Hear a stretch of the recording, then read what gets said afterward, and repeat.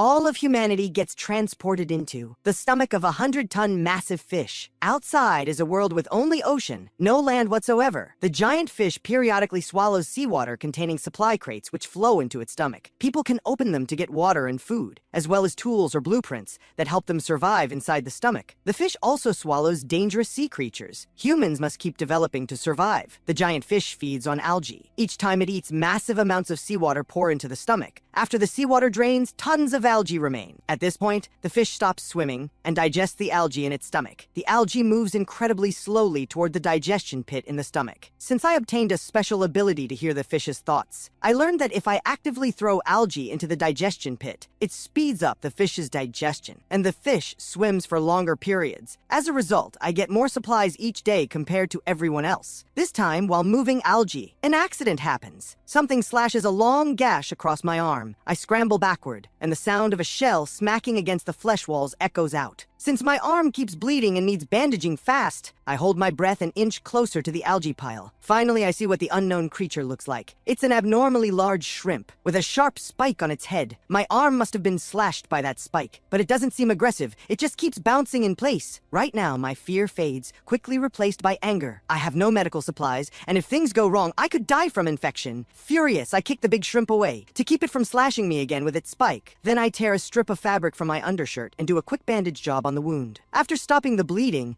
I continue moving algae to the digestion pit. Every time I reach out, I'm extra careful, in case there's a second shrimp. Once all the algae is moved, I start figuring out what to do with this shrimp. I've thought about just kicking it into the digestion pit, but I'm reluctant. If I can peel off its hard shell intact, it could cover my forearm. And if I run into aggressive creatures later, it'll provide some protection. Plus, the spike on its head can work as a knife. With that in mind, I decide to finish off this shrimp. I grab a piece of wood from the supply crate and swing it straight at the shrimp. Then I pound its vulnerable head relentlessly for a solid 10 minutes before finally killing it. I step on the shrimp's body with one foot and stomp hard on its head with the other, snapping the spike right off. After that, I pick up the spike and peel the shrimp's shell off bit by bit. Looking at the translucent shrimp meat, I swallow hard. I wish I had fire. I'm not used to eating raw meat, especially raw meat from this unknown world. There's no way I'm eating it raw. The stomach cavity starts trembling slightly. The fish is swimming again. After putting the shrimp meat in the supply crate, I glance at the makeshift bandage on my arm. Blood has already seeped through. I know this basic treatment won't cut it, so I open the global chat in the system interface to see if I can trade for medical supplies to stop the bleeding. But most people are currently trying to trade for food, which makes me really nervous. Fortunately, after searching persistently, I finally spot a post-trading medical supplies. 1 medical hemostatic bandage, trade for 3 loaves of bread. Medical supplies are lifesavers. First come, first served. I frown and mutter, 3 loaves? That's highway robbery. But my arm is bleeding through. I can't wait any longer. Right now I only have 2 loaves, nowhere near enough to trade. So I click on that trader's profile and decide to negotiate. Friend, 3 loaves is too much. How about 1? The other person replies quickly, no way, this is life-saving stuff. Look at the exchange market. Who else is trading medical supplies? What's up, buddy? Are you injured?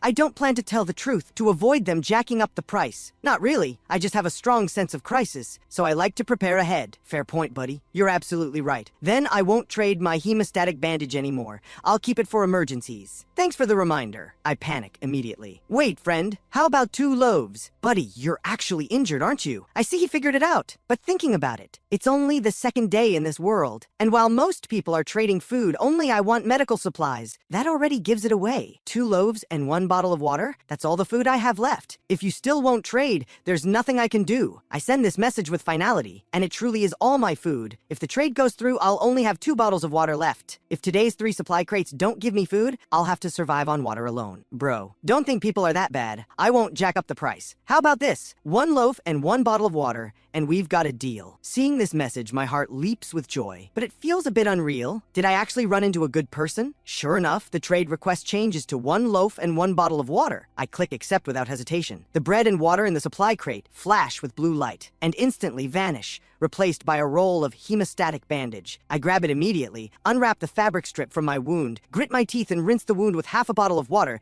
then wrap the wound properly. The bleeding finally stops. At this moment, a private message pops up on the system interface. Buddy, you see I didn't take advantage of you. Can you tell me how you got injured? I chuckle softly. This is a smart person, clearly trying to do me a favor, so I'll tell him how I got hurt. After all, the stomach cavity is surrounded by soft flesh walls. Getting injured is actually quite hard. So how I got injured is naturally important information. information. And I don't hide it, I tell him straight about the shrimp. Soon after the conversation ends, the sound of seawater comes from the esophageal passage, and I quickly move the algae oxygen generator next to the esophageal membrane, where the seawater impact is smallest. Then I place several supply crates on top of the oxygen generator, just high enough to stay above the water. This way, I won't have to fish out crates every time. After the seawater drains, a new supply crate arrives. Ding! Receive 10 stones, 10 portions of soil, 10 portions of licorice root. All materials? I need food. I only have 1 loaf of bread left. Sometime later, the fish swallows the second supply crate. Ding! Received mini planter blueprint. It's not food, but I'm still a bit excited. A planter, the name tells you it's for growing food, but I'm still missing some materials and can't craft it yet. A few hours later, the last supply crate washes in. Before opening it, I pray, please, give me food. Ding! Received 1 apple, 1 banana. Okay, it is food. It's fruit, not as filling as bread, but it'll barely get me to the day after tomorrow. At this moment, the fish's voice echoes in my head. Phew, I'm tired. Time to sleep. So I also settle in to rest. When the fish stirs again, I wake up too. Now all I have to do is wait for the fish to eat. In the meantime, I open the global chat to check on other survivors. Pros: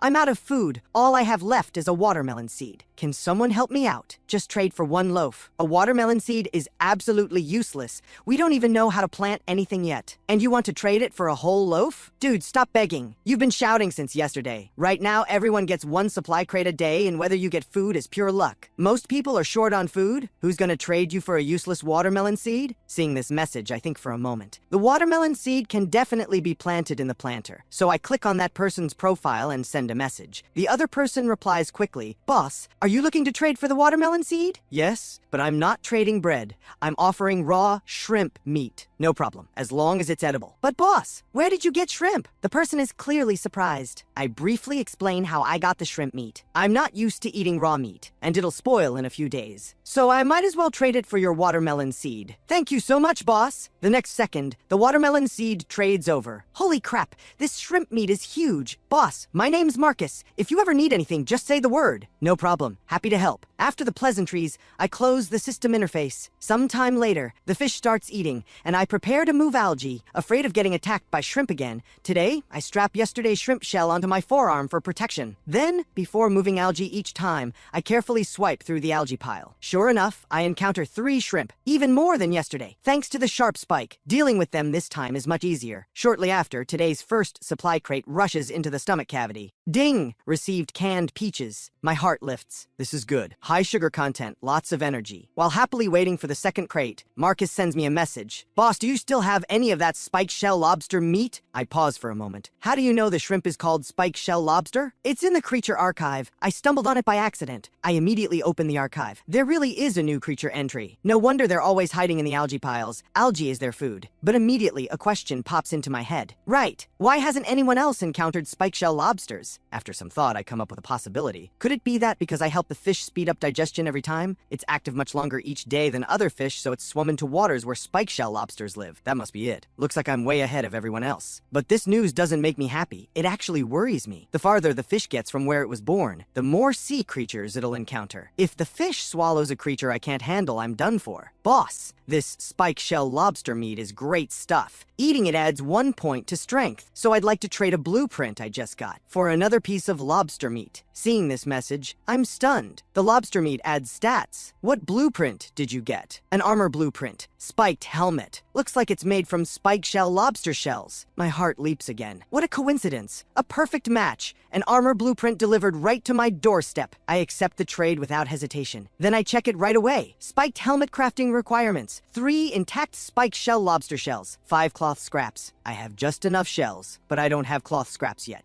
So I decide to see what today's crates give me first. If I don't get cloth, I'll trade for 5 in the exchange market. Then I take out a piece of spike shell lobster meat from the crate, planning to try it. Surprisingly, it tastes pretty good. Ding! Consumed spike shell lobster meat. Strength increased by 1. After hearing the system notification, I quickly open my personal stats panel, and strength really did go up by 1. But I don't feel any change in my body, probably because it's only 1 point, so it's not noticeable. 2 or 3 hours later, today's second supply crate rushes into the stomach cavity. Ding! Received 10 stones, 10 wood, 10 cloth scraps. My heart lifts. Cloth scraps. Then I open the spiked helmet blueprint and click craft. The 3 lobster shells and 5 cloth scraps turn into blue light, and soon a helmet with 3 spikes on top appears in my hands. I try it on, it fits perfectly. Then I take it off and carefully place it in an empty supply crate, planning to wear it tomorrow when I move algae. At this moment, Marcus sends a message. Alex, I ate the spike shell lobster meat, but I didn't get a strength point this time. I nod in surprise. Looks like the lobster meat only adds strength the first time you eat it. Then Marcus's message carries an apologetic tone. Alex, the blueprint I traded you is actually pretty rare. So, could you throw in one more piece of lobster meat? I only had 2 pieces. I traded one to you and ate the other myself. How about tomorrow? If I get more, I'll give you another piece. I don't mind much. After all, an armor blueprint is definitely more valuable than 1 piece of lobster meat. Still, I can't be sure if Marcus is telling the truth. If eating a second piece still gave him strength and he's lying to me, that's entirely possible. So, I'll eat the remaining piece of lobster meat tomorrow. And only after confirming it doesn't add strength will I trade it to Marcus.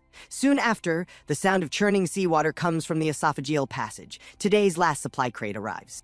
Ding. Received 1 heating pack. My heart leaps. Does this mean I can cook the lobster meat tomorrow? But I quickly dismiss the idea. No. This heating pack can only be used once, and using it to cook my only piece of shrimp meat would be too wasteful. When I wake again, it's already my 4th day in this world. The first thing I do is eat the spike shell lobster meat for breakfast. Marcus really didn't lie to me. It truly doesn't add strength anymore. I'm slightly disappointed. Sometime later, the fish starts eating. I put on yesterday's spiked helmet and wait to move algae. But right now, I unexpectedly hear the fish's childish voice. So annoying. Why are there so many of these things? Always stealing my food. The fish sounds really angry. The algae-eating spike shell lobsters must be competing with it for food. Looks like there'll be lots of lobsters in the algae today. I'll need to be careful when moving it. And it seems the fish has swum into waters with a huge lobster population. Suddenly, the entire stomach cavity shakes violently, then starts tilting, and finally almost stands upright. Caught off guard, I slam into the flesh wall, but fortunately the wall is soft. So aside from some dizziness, I'm not injured anywhere else. But all the seawater in the algae oxygen generator spills out, and the supply crates I've accumulated these past days scatter everywhere. Then I grab one supply crate tightly, because it contains the canned peaches and heating pack. These precious items can't get damaged. Right now, my mind races with questions and panic. What's happening? Is the fish being attacked by another creature? Even though the fish is massive, in this unknown world, it could still encounter something even bigger. Suddenly, boom! A thunderous explosion pierces through the fish's body, reaching the stomach cavity, and powerful sound waves sweep over my entire body. My head feels like it's been struck hard, a splitting headache, stealing my food. One tail slap and you're all gone. The fish's sudden thought makes everything clear at once. Well, it's swatting lobsters. Right now, my anxious heart settles and the stomach cavity returns to normal. After resting a bit, I stand the algae oxygen generator back up. Though there's hardly any seawater left inside,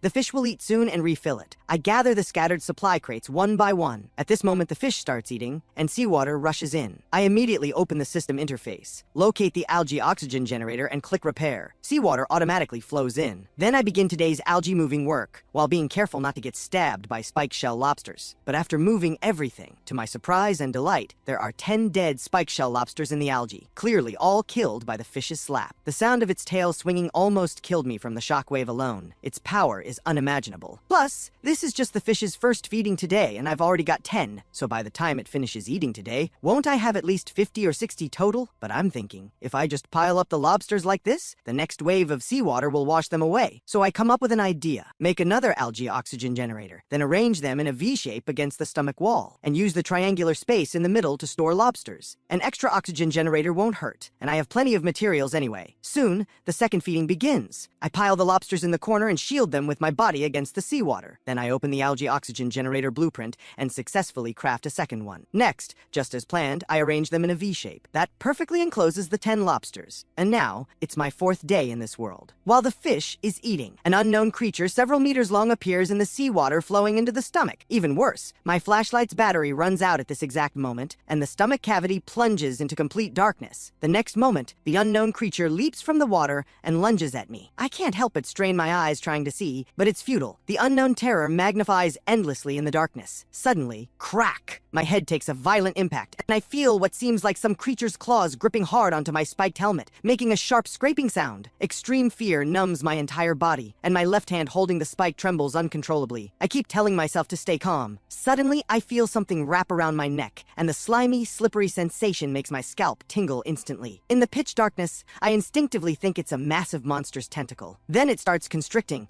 and I immediately struggle to breathe, my face flushing with blood. This feeling of imminent death makes my adrenaline surge instantly, and the fear and numbness mostly vanish, replaced by boundless rage. With a wet thunk, I swing my left hand hard and stab the spike into that thing, not caring if I might accidentally stab my own neck. The unknown monster immediately lets out a sharp, hissing screech, and I realize the sound is coming from above my head. So I frantically swing the spike upward with my right hand, and quickly manage to slash the creature apart. The severed part thrashes wildly, spraying foul-smelling liquid all over my face. Then the appendage wrapped around my neck falls away. Sometime later, the monster goes completely still, but the claws on my head still grip my spiked helmet firmly. At this moment, the adrenaline slowly wears off, and the fear returns, leaving me too terrified to move rashly. I wait until all the seawater drains before gathering the courage to hand crank my flashlight. The moment the light shines, I see a severed creature's body draped over the algae oxygen generator, dripping blood. Then I take off my helmet and see 4 anchor-shaped sharp teeth embedded deep in it. Seeing the creature's full appearance, cold sweat instantly breaks out on my back. It didn't bite through my skull purely by luck. The helmet can't actually stop this monster's fangs. The only reason I'm okay is because of the 3 spikes on top of the helmet, which created distance between the monster's teeth and the helmet's main body, preventing it from biting through. Right now, still shaken, I think to myself, Marcus really saved my life. Then I open the creature archive section in the system interface, and sure enough, I find this monster, tendril bloodworm. Length 2 to 3 meters. Food type,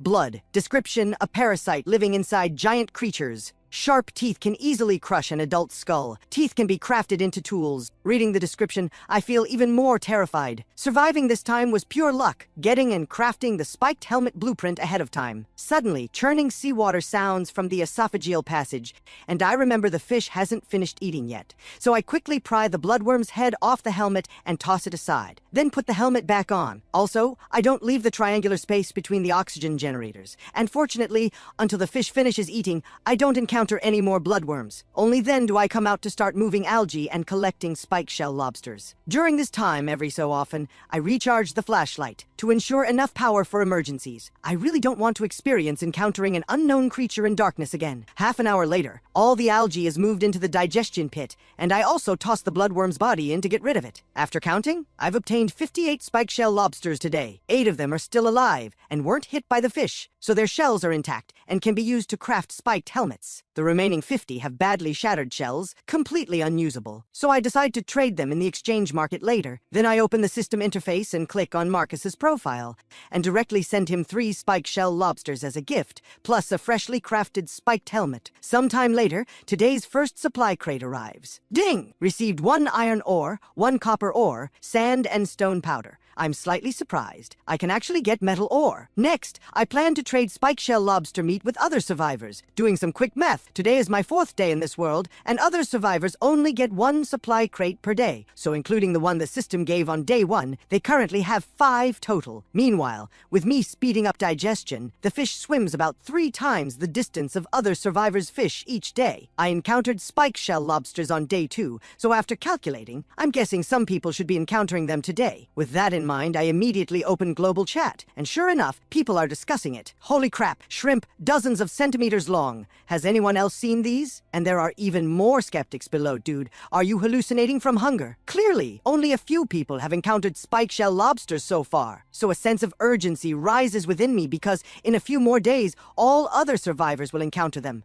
And by then, the lobster's value will plummet. So without much hesitation, I divide my 50 spike shell lobsters into 5 different trade types and list them in the exchange market. Each type offers 10 lobsters. Type 1, 1 blueprint for 1 lobster. Type 2, 1 can plus bread and 1 bottle of water for 1 lobster. Type 3, 1 medical item for 1 lobster. Type 4, 10 metal ore for 1 lobster. Type 5, 50 basic materials for 1 lobster. Then I post in global chat, selling spike shell lobster meat. Check exchange market. Eating spike shell lobster meat increases strength by 1 point. Limited quantity. First come, first served. The moment I post, the chat explodes. Some doubt me, others debate. Did you lose your mind playing games? Add strength? Idiot. Whether he's crazy or not, I don't know, but you're definitely the idiot. There's a character stats panel in the system interface. Isn't that exactly what it's for? And so, many people start considering whether to trade with me, or debating which of my 5 trade types is the best deal. Soon, other survivors start trading with me one after another, and before long, I've successfully traded 43 lobsters. The remaining 7 are all for blueprint trades, which clearly shows blueprints are very rare. Plus, most people who get blueprints will definitely consider keeping them for themselves first. 3 hours later, the fish has already swallowed the second supply crate. But still, no one has traded blueprints. So helplessly, I figure I'll just trade these 7 for basic materials. Then I casually open the second supply crate. Ding! Received 3 bottles of water. I glance at the massive pile of materials I've traded for and mutter with a smile. Not bad, though I'm definitely not short on water anymore. Next, I check the 3 blueprints I traded for. Wooden platform blueprint, iron dagger blueprint, spiked leg armor blueprint. My attention immediately goes to the spiked leg armor blueprint. Looks like it and the spiked helmet are part of the same set. I wonder if I can collect the whole thing. Then I use all 3 blueprints directly. Wooden platform blueprint requires 20 wood. Iron dagger blueprint requires 1 iron nail, 1 wood. I pause. Where am I supposed to find an iron nail? Looks like I won't be making this dagger anytime soon. Spiked leg armor blueprint requires 8 spike shell lobster shells, 10 cloth scraps. Though I only have 5 shells right now,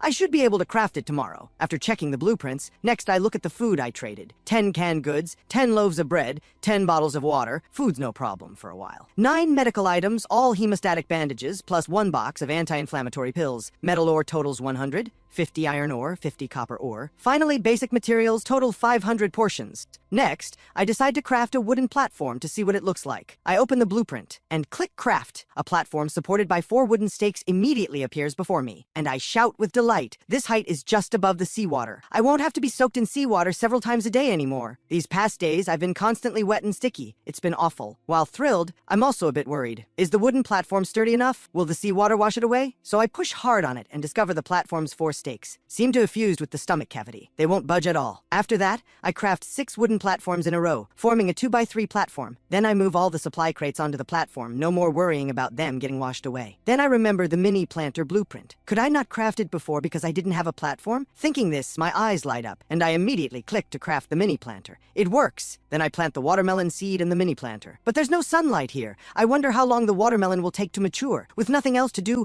I lie down directly on the dry wooden platform to rest. 3 hours later, the 3rd supply crate arrives. I wait for the seawater to drain before jumping down to open it. Ding! Received Abyssal Leviathan Archive Fragment. I can roughly guess what this archive does. It records types of food that accelerate the fish's growth, but right now it's just 1 fragment, so it's not useful yet. The next day, when the fish eats, I also wake up on the platform. Remembering yesterday's bloodworm attack, I immediately retreat to the farthest edge of the platform to avoid being dragged into the water. After carefully scanning back and forth, I find no sign of bloodworms swimming in the water, and immediately breathe a sigh of relief. But soon, another surprise appears. 2 points of light slowly glow in the water, like 2 eyes staring at me intently. After the seawater drains the light source's surface, 2 glowing spherical creatures. I approach cautiously, then pull out the spike from my waist and poke it, and the glow gradually dims. I instinctively step back in case this is some kind of attack, but it seems uninterested in me, just wiggling its 4 tentacles underneath to right itself, and then its dimmed body glows again. I can't help wondering, what creature is this? Then I immediately open the creature archive. Glow orb parasite, length 10 centimeters, food type blood. Assessment, a bioluminescent parasite with no aggression, perhaps useful for lighting. I'm a bit speechless. Another parasite. Still, it's way cuter than the bloodworm. Then I suddenly think of something. Its name is glow orb parasite. So does that mean it can provide sunlight for the watermelon seed? Thinking this, I can't help getting excited and carefully pick it up from the ground. The 4 tentacles start waving around because they can't feed on blood, and its glow quickly fades. Next, I go to the mini planter and bring the glow orb close to the nearby stomach wall, and the 4 tentacles immediately latch on. As it feeds on blood, it glows again. I silently pray. I hope it works and helps the watermelon seed sprout. I grab the other glow orb and attach it too. Soon after, the fish finishes its first feeding. This time, I don't encounter attacking creatures like bloodworms, just 5 spike shell lobsters, which I quickly deal with. After moving the algae, I open global chat to check on other survivors. Sure enough, most people have encountered spike shell lobsters. Plus, there's very bad news. Someone has realized and suggested, does moving algae into the digestion pit increase the fish's swimming distance? Once this is said, global chat erupts into heated discussion. This makes a strong sense of crisis surge within me. If everyone else discovers this method, my advantage will vanish completely. At this moment, today's first supply crate washes in with the seawater. Ding! Received 1 ironclad behemoth extermination pass. I pause. What's this? It's the size of a bill, entirely golden. Then, a system notification sounds in my head. Ironclad behemoth extermination pass. Upon use, you can enter an adult ironclad behemoth's body. To eliminate all parasites in its stomach cavity, you can return after completing the mission. Any items obtained in the ironclad behemoth's stomach cavity can be brought back. After the system notification ends, I mutter. Looks like a ticket to some kind of game dungeon, but but I'm not in a rush to use it, because with my current strength and equipment, even dealing with one bloodworm is tough. Then I continue watching other survivors' discussion. Now they've confirmed the theory that actively moving algae speeds up the fish's digestion, but the stomach cavity's thin oxygen levels are still a problem for them. If they don't have an algae oxygen generator like I do, then expending energy to move algae will cause them to die from oxygen deprivation. At this moment, someone suggests, the oxygen problem should have a solution. As long as someone gets a blueprint for an oxygen-producing item, then this algae-moving method can be implemented. Seeing this person's comment, my gaze drifts to the algae oxygen generator in the corner behind me. After some thought, I decide to mass-produce them, sell at high prices, and only accept blueprints in exchange. I need to maximize their value before others get the oxygen generator blueprint. So I post in global chat. Looks like I got lucky. I just got an algae oxygen generator blueprint. Holy crap! Seriously, that's insane luck. Bro, are you selling the blueprint?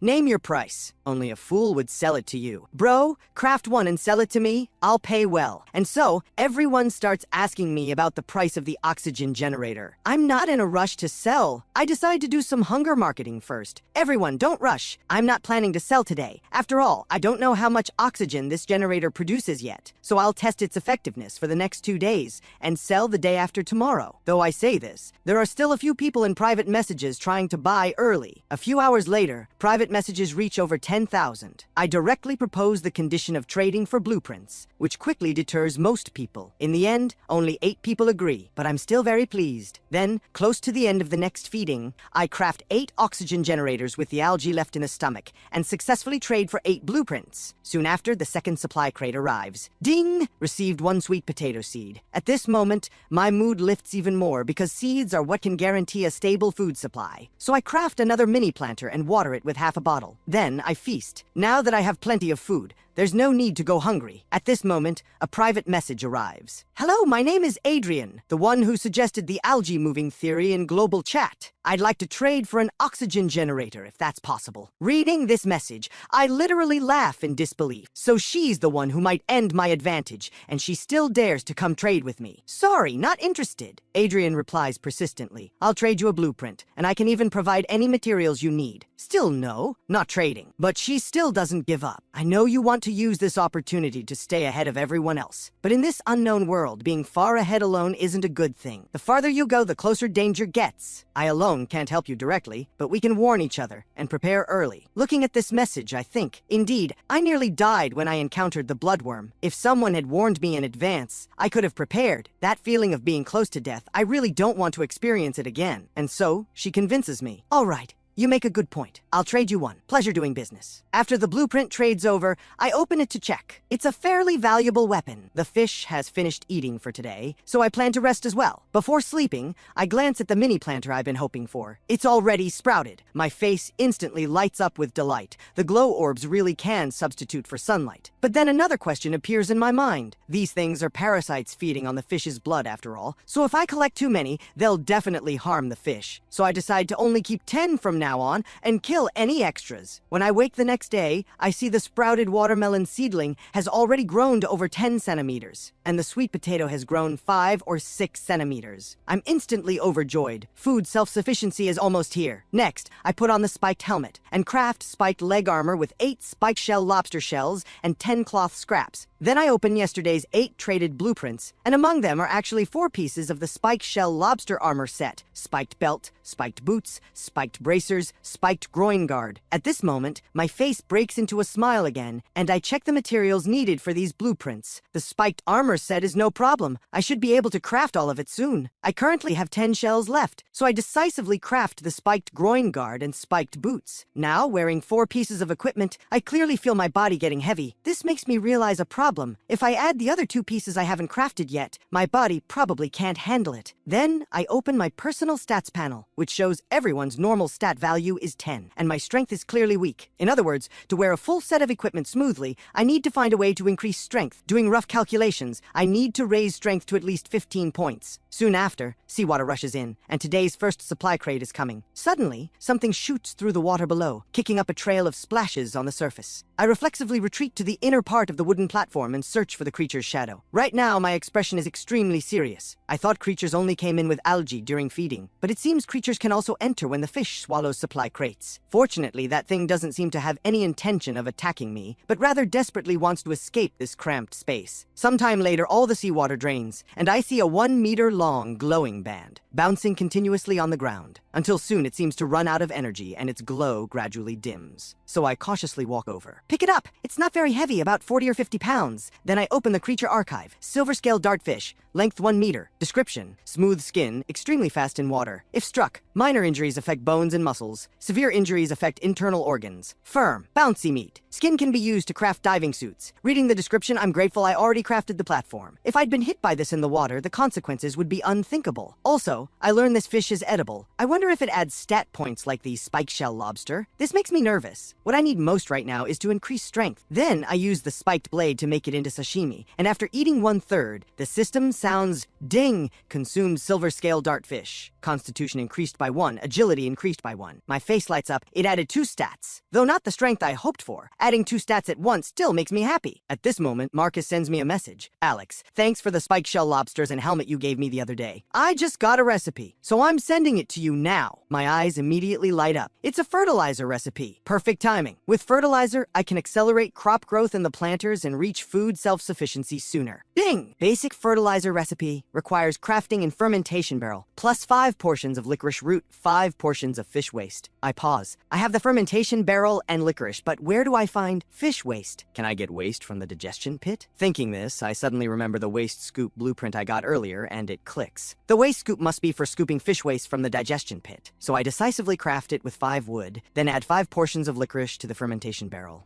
I go to the edge of the digestion pit and dip the waste scoop in. When I pull it out, the cylinder at the end is full of green sticky substance. This must be the fish waste. Then I pour it all into the fermentation barrel. The smell is truly strong, so I quickly grab the barrel's lid and cover it. Next, I just wait quietly for the fertilizer to finish. During the time after, I take the weapon blueprint I traded from Adrian and craft it. It's a fairly long bone blade, much better than the previous spiked blade. Then I list the silver scale dartfish in the exchange market, hoping to trade it for rare blueprints. Next, I craft a large number of algae oxygen generators and go crazy trading for basic materials in global chat. By now, most people already know me, and some are even speculating whether I got some kind of special ability. How else could I have so many advanced resources? After that, I used today's traded spiked shell lobster shells to successfully craft the spiked chest plate, which weighs about 40 pounds. But no matter how heavy, I have to wear it. At least it protects my body. Before sleeping, I check the planter, and the sprouted watermelon seed has already grown vines, which lifts my mood greatly. When I wake again, it's my 7th day in this world. The first thing I do is open the fermentation barrel's lid, and dark green fertilizer balls fly straight out. I quickly dodge in fright. Then a notification sounds in my head. Ding! Receive 10 portions of basic fertilizer. Using it shortens crop growth time by 10%. My face lights up. Then I decisively grab a supply crate and without hesitation put 8 portions inside. After that, I go to the mini planter and try tossing the remaining 2 fertilizer balls into the planter. The fertilizer balls immediately melt into dark green liquid upon touching the soil and seep right in. The fertilizing must have worked. Pretty convenient. Soon after, churning seawater sounds from the esophageal passage. The fish starts eating. I quickly grip the bone blade, crouch in a ready stance, and prepare for potential dangers ahead. Suddenly, the water surface churns violently, and a flesh-colored worm-like body that makes my heart race appears before me. Another bloodworm! My heart skips a beat. This thing nearly killed me before. Every time I think back, I'm still shaken. The feeling of fear surges again, and my hand holding the bone blade trembles involuntarily. My stamina is also draining bit by bit because the spiked armor on my body is too heavy, and I've been maintaining this combat-ready crouch. Time passes slowly. Finally, the water level starts dropping, meaning the fish is finished eating. Once all the seawater drains, I'll be much safer. Just as I breathe a sigh of relief, the water suddenly explodes, and a huge mouth lunges out and bites my helmet. Though I'm startled, I quickly calm down, because the 3 spikes on top of the spiked helmet once again block its mouth parts. Then, without hesitation, I swing the bone blade in my hand hard and slash fiercely at the body before me. This weapon is far better than the last spike. One slash sinks halfway into the body, then massive amounts of disgusting liquid flow out, and a piercing screech comes from above my head. Unfazed, I swing the bone blade again, and just as I'm about to completely sever its body, the water explodes again. Suddenly, another bloodworm bites my spiked leg armor. Then an enormous pulling force drags me sideways straight into the water. My heart races with terror as I try to surface to breathe, but the pulling force on my head and legs is strong, and I'm wearing the heavy spiked armor, making it even harder to surface. Time passes bit by bit, and the suffocating feeling grows stronger. In such a desperate situation, I know I can only fight. So I steel myself and use every ounce of strength I have, slashing fiercely with the bone blade at the bloodworm biting my head. I don't know if it's because it's already badly injured, but after just 2 slashes, it releases my head. My heart leaps, and I recklessly drop the bone blade, then frantically wave both hands, slowly bringing my body to the surface. Then I breathe in oxygen desperately. But immediately, the other bloodworm violently drags me back underwater. Caught off guard, I gulp down several mouthfuls of seawater. Then, flailing my arms, I struggle desperately and surface again, but I barely cough once before being dragged back under. And so I begin bobbing up and down, arms thrashing continuously. I know that as long as the injured bloodworm doesn't attack me, I can keep stalling with the one latched onto my thigh. Once the seawater drains, it'll be time to fight back. Finally, all the seawater drains. The bloodworm has no leverage left and can't drag me anymore, though its 4 anchor-shaped teeth still bite my leg. Fortunately, the leg armor's defense blocks its sharp mouthparts, and I'm completely relieved. Knowing I'm safe now, a wave of exhaustion instantly sweeps over my entire body. Then I search for the bloodworm I slashed. But when I look, I'm suddenly wide awake, because that injured bloodworm is lying on the ground, feeding on the fish's blood. I immediately cry out in alarm.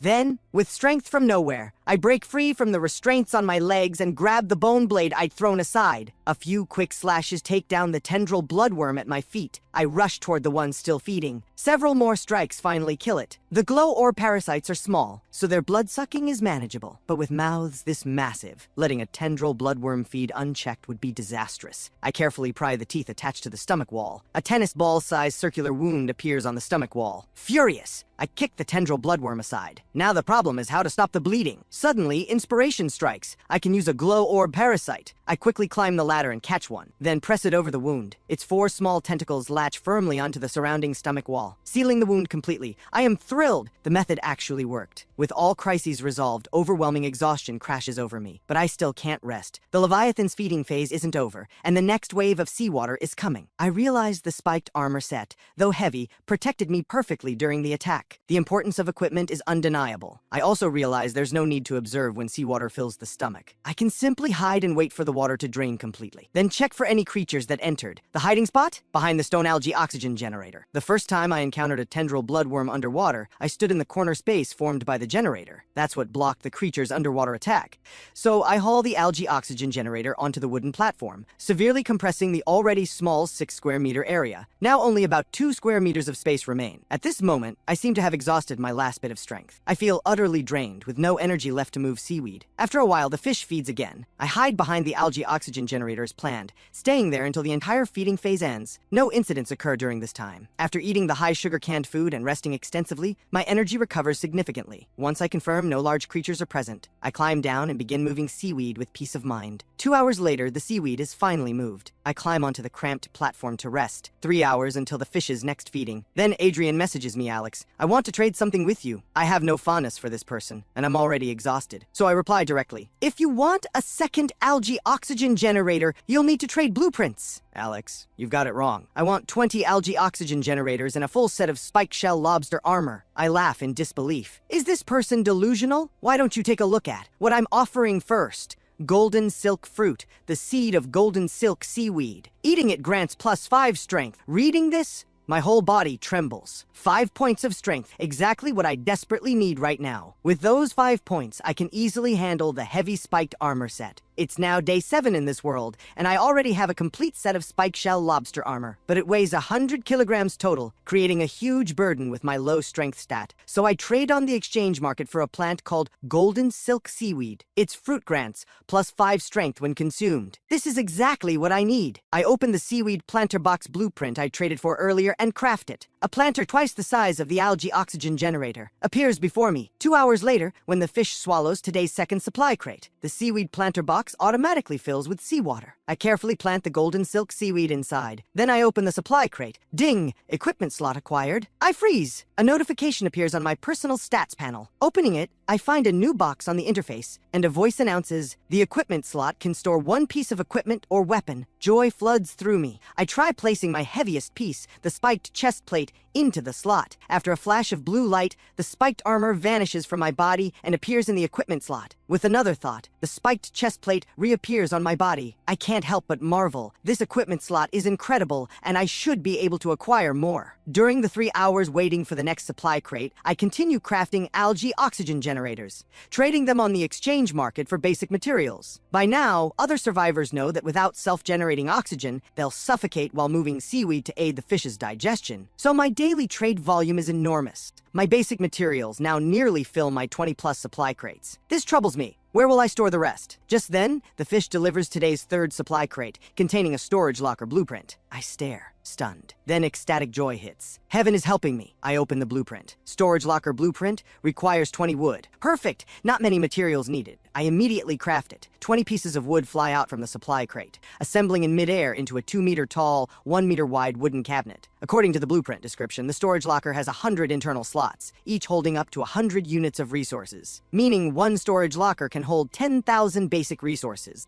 My current basic materials total only around 3,000, less than half the locker's capacity. Most importantly, the storage locker takes up minimal space. Once placed, I immediately transfer everything from my 22 supply crates into it, then toss the empty crates into the digestion pit. Day 8 in this world. As soon as I wake, I check the golden silk seaweed. No changes in the planter. I'm slightly disappointed, but not surprised. A fruit that grants +5 strength surely takes longer to grow than other crops. Next, I approach the mini planter, and am delighted to see flowers blooming on the watermelon vines. At this rate, it won't be long before I'm eating sweet watermelon. The supply crates mostly contain dry bread, with occasional fruits and canned goods I can't bring myself to eat. I've been eating so much bread these past days, I'm sick of it, I mutter. When can my meals improve? I desperately crave something salty. These past days, both my body's need for salt and my taste buds craving for savory flavors make me recall the delicious food I once ate. A few hours later, the fish finishes feeding. I check the fish's current status. Abyssal Leviathan, age 9 days, juvenile stage, 35 meters long. Rating, a 220-ton baby. In just 8 days, the Leviathan has grown 5 meters. If I feed it more, will it grow even faster and swim farther? Others now know that moving seaweed aids the Leviathan's digestion. Though I'm ahead, the others are matching my pace. In a survival world, I must expand my lead. Without hesitation, I craft a second storage locker, then purchase 10,000 units of low-value seaweed on the exchange market, storing it all inside. Only then do I sleep contentedly.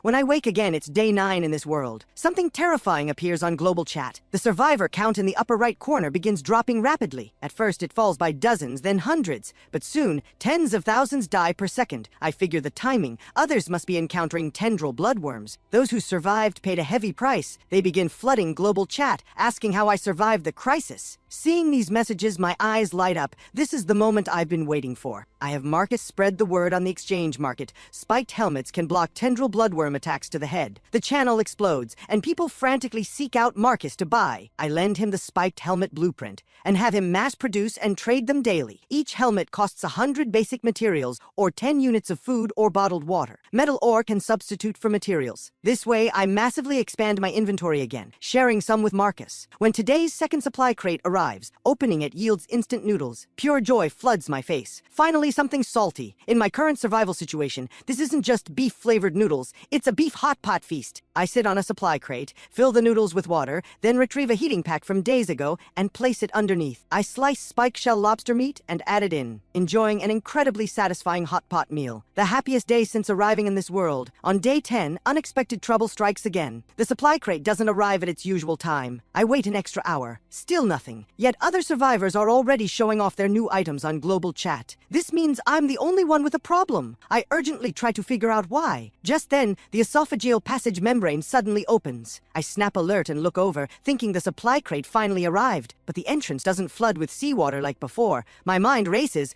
What's going on? This has never happened before. Suddenly, the fish's thoughts echo in my mind. Finally found a treasure cave. Why isn't the little human coming out? I am shocked. The fish knew I was living in its stomach all along, and now it wants me to temporarily leave and search for treasures outside. But anxiety grips me. After so many days, this will will be my first time seeing the unknown world outside. Venturing out knowing nothing is clearly dangerous. But since the fish specifically mentioned a treasure cave, this trip is mandatory. I first craft a wooden shield and place it in my equipment slot. Then equip my spiked armor and grip the bone blade, fully prepared. I slowly enter the esophageal passage. Looking around, the passage's diameter is about 1.5 meters. I need to crouch to pass through. The ground is slippery, so I move carefully. After about 7 or 8 meters, the space opens up dramatically, though equally pitch black. But I'm not afraid. I'm in the fish's mouth now. The safest place in this world is inside its body. Walking another 5 or 6 meters forward, I see a white wall with a texture like bristles. Reaching out to touch it up close, the entire wall consists of long filaments. But unlike soft bristles, they're tough like bamboo strips. I guess these are the Leviathan's filter-feeding baleen. To exit, I must climb over this wall. Fortunately, it's only 2 meters high. A small jump, and I'm up. A rock wall appears before me. Walking on the baleen, I feel along the rock wall until finally, I find a cave only 1 meter in diameter. The dark, cramped environment makes my heart pound. This must be the treasure cave entrance, but the space inside is extremely small. To enter, I'll have to crawl. If danger strikes, even turning around will be difficult. But then I think, no matter high risk, high reward. To survive in this world, facing danger is necessary. Recalling previous life and death experiences, I know there's never been a safe way to survive here. So,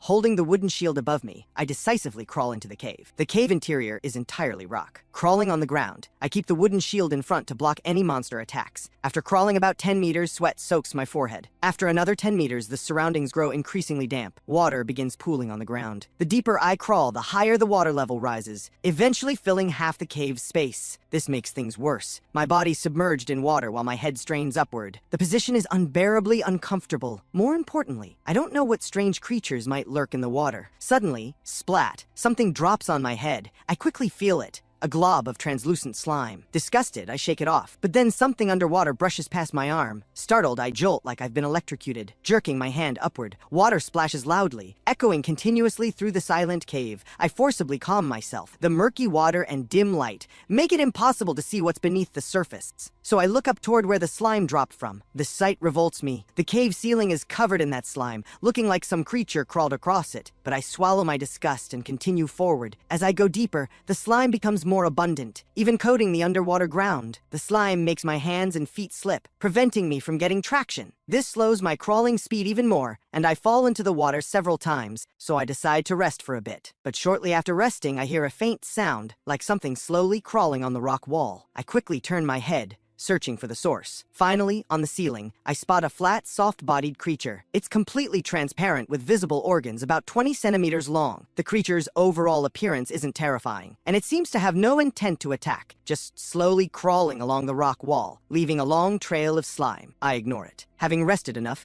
it's time to continue. But just then, the water ahead suddenly churns with massive waves. My barely calmed heart leaps back into my throat. Clearly, some large creature is rushing toward me. The next second, even heavier waves crash forward. This time I'm nearly knocked over. I know the creature is almost here. My heart pounds in my throat. Suddenly, a terrifying impact slams into the wooden shield. I can't block it. My entire body slides backward more than a meter. My organs shake from the impact, my consciousness blanking momentarily. The emergency makes me forget the pain. I immediately thrust the bone blade hard around the shield's edge, but there's a clang, a crisp sound of hard objects colliding on the massive creature. I think it's over. The bone blade clearly can't handle this creature. Its head is hard as rock. The massive creature seems to realize my shield provides protection, so it begins spinning its body frantically. Thunderous rumbling fills the cave. The wooden shield emits tearing sounds. My heart sinks to rock bottom, like a lamb awaiting slaughter. I know once the shield breaks, I'm dead. In desperation, I message Marcus, send me a wooden shield now. Without a word, Marcus quickly crafts and sends one. I drop the bone blade and hold the shield with my right hand too, thinking I can only outlast this creature. After all, it can't keep spinning forever, right? But I can keep requesting wooden shields from Marcus. Even so, my chances feel slim. Holding the shield requires strength. I don't think I can outlast a massive creature. Time passes slowly. Over 10 wooden shields are destroyed. I'm exhausted to my limit. Death feels near,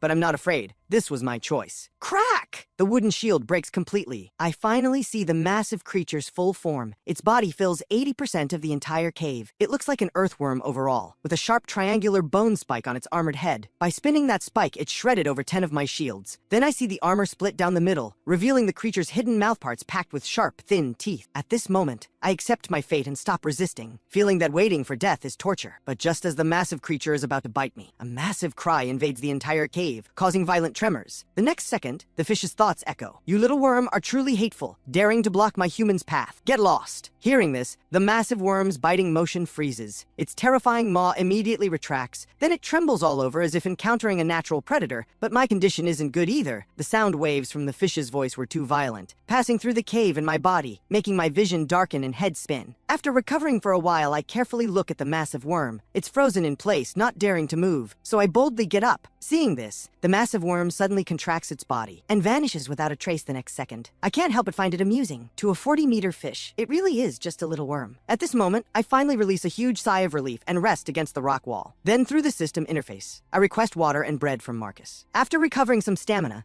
I pick up a wooden shield and continue crawling forward. After advancing about 30 meters, I encounter a fork. To avoid getting lost, I follow the right-hand rule and choose right. After crawling another 30 meters, the space suddenly becomes much more spacious. I can even stand upright. Cautiously looking around, I find this is an oval-shaped chamber with a pool of water in the center. And in the water sits a supply crate. Joy floods through me. Finally, a reward. I quickly retrieve it and open it. Ding! 20 glass acquired. My expression immediately turns to disdain. That's it? Though glass is extremely rare, I haven't seen anyone on Global Chat obtain it yet. The problem is I don't have any blueprints that use glass. Still, I'm not too disappointed. There was another fork earlier that should also have a supply crate. I return to the fork and enter the left passage. This time I crawl about 50 meters and encounter another fork. I mutter a complaint and choose right again. After crawling over 30 meters, I enter another oval chamber. Sure enough, another supply crate. Ding! 5 iron nails acquired. I'm instantly thrilled. I always thought iron nails required smelting iron ore, but with limited oxygen in the stomach cavity, smelting is impossible. Yet now, I've obtained them directly. Iron nails must be a crafting material for the iron dagger blueprint.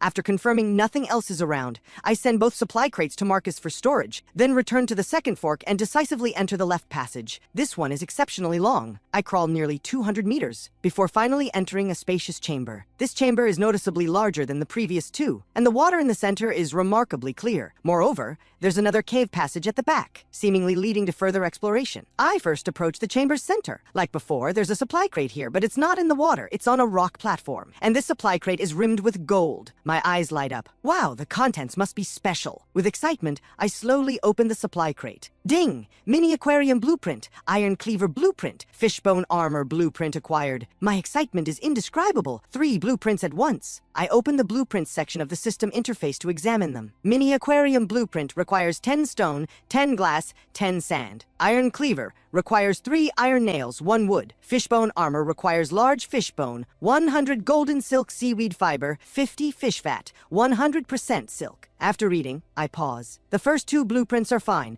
I have all the materials and can craft them immediately upon return. Especially the iron cleaver blueprint, arguably the strongest weapon available. The bone blade in my hand clearly can't compare to an iron weapon. Moreover, many people still haven't obtained any weapons. But looking at the fishbone armor blueprint, the required materials dismay me completely. Apart from golden silk seaweed, I've never seen the other materials. And I only have 1 golden silk seaweed plant. Who knows when I'll gather 100 units. Still, I'm not discouraged. Instead, I'm more motivated, because the armor's appearance is incredibly cool, and its defense must be amazing. After all, it's made from large fishbone. Its strength naturally can't be compared to my current lobster shell armor. Shaking my head, I decide to continue with business. After sending the golden supply crate to Marcus, I crawl into this chamber's other passage. This time, after only about 50 meters, I enter a chamber. Quickly searching it, I surprisingly find no supply crate. Instead, in the center, I find a staghorn coral, blood red throughout, with a thin layer of blood mist floating around it. I'm not sure what it is. After hesitating, I decide to touch it to see if I can unlock its creature archive entry. So I carefully tap the blood-red coral. Nothing unusual happens, so I open the creature archive. It has indeed updated, unlocking 2 creatures. The first is called Gel Slug, 10 centimeters long, 200 grams, a soft-bodied creature with strong regenerative abilities. Its body can be used to make hemostatic gel. Joy fills me. This Gel Slug must be that flat, soft-bodied creature I saw earlier. It can make hemostatic gel. When leaving, I must catch a few to take back. Then I look at the second unlocked creature, waste blood coral polyp. 3 millimeters long, 0.05 grams, feeds on blood. Tiny creatures living colonially on waste blood coral can be used to make waste blood powder. I'm puzzled. What exactly is waste blood powder used for? The description isn't clear. Regardless, I'm taking it back. But how to transport it troubles me. Waste blood coral polyps can't leave the coral in water, so I come up with a less than ideal solution, requesting stone, sand, and glass from Marcus. Opening the blueprint interface, I craft a mini aquarium, then fill it with clear seawater and place the coral inside. I send it to Marcus for storage. After handling that, I continue forward. At the back of this chamber lies another cave passage. With anticipation, I begin crawling continuously. Before long, I discover something different. This cave has 5 forks. I'm stumped. How to choose? Helplessly, I still choose the rightmost one. After an unknown amount of time, I suddenly feel wind blowing from ahead. Instant joy. Wind means an exit ahead. I immediately speed up. After about 10 meters, I finally crawl out of the cave, then begin shouting wildly, "I'm out! I'm out!" I can't help it. Crawling through the cave for so long,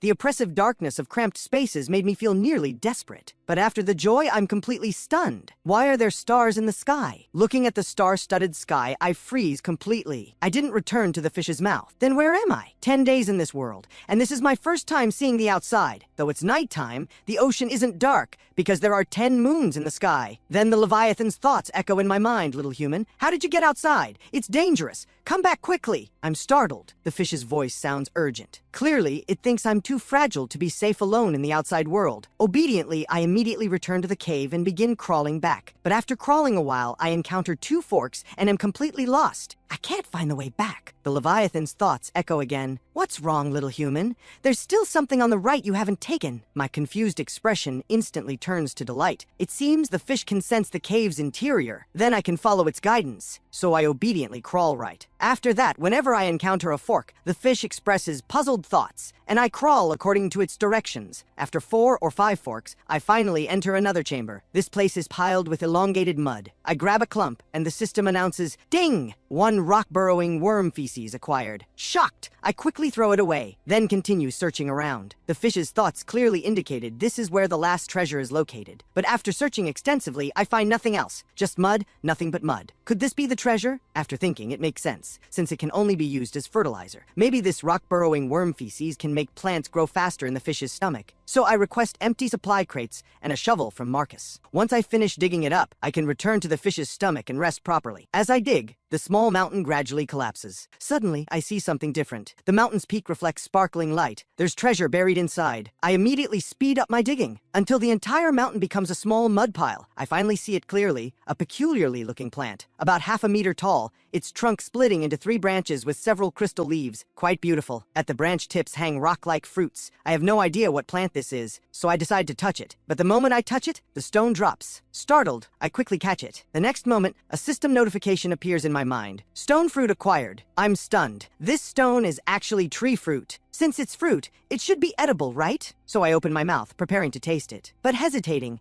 I request bottled water from Marcus to wash it first before biting. After all, rock-burrowing worm feces is everywhere here. Then I put the fruit in my mouth and bite hard. But there's only a crack sound, nearly breaking my molars. The stone fruit doesn't budge, only a shallow tooth mark on its surface. I wince in pain, then think for a moment. This must be like a nut. The outer layer is its protective shell. So I go to the rock wall and smash it hard. The fruit indeed cracks open, peeling away the outer shell. It reveals crystal clear flesh with a white seed in the center, overall resembling a lychee. I put it in my mouth again and bite gently, this time tasting sweetness. The seed in the center has an intense fruity aroma. Ding! Strength +1, Constitution +1, Speed +1 acquired. My eyes light up instantly. It increased 3 attributes at once. Though only 1 point each, I'm already very satisfied. I mutter, wondering if this stone fruit can repeatedly increase attributes. So I pick another one and smash the shell. When eating it, I don't hold much hope. I've never obtained food that repeatedly increases attributes. Ding! Strength +1, Constitution +1, Speed +1 acquired. At this moment, I freeze in shock. It actually repeated the attribute increase. Then I eagerly reach out, pick the last stone, wanting to eat it again, to see if it can keep adding points. But I hesitate instantly. This stone fruit should be plantable. Its growing conditions likely require planting in this feces. If brought back to the fish's stomach, I could grow more fruit through cultivation. So I abandon abandon the idea of eating it and tuck it safely in my pocket. Then I dig the plant out from the feces pile. Along with those crates,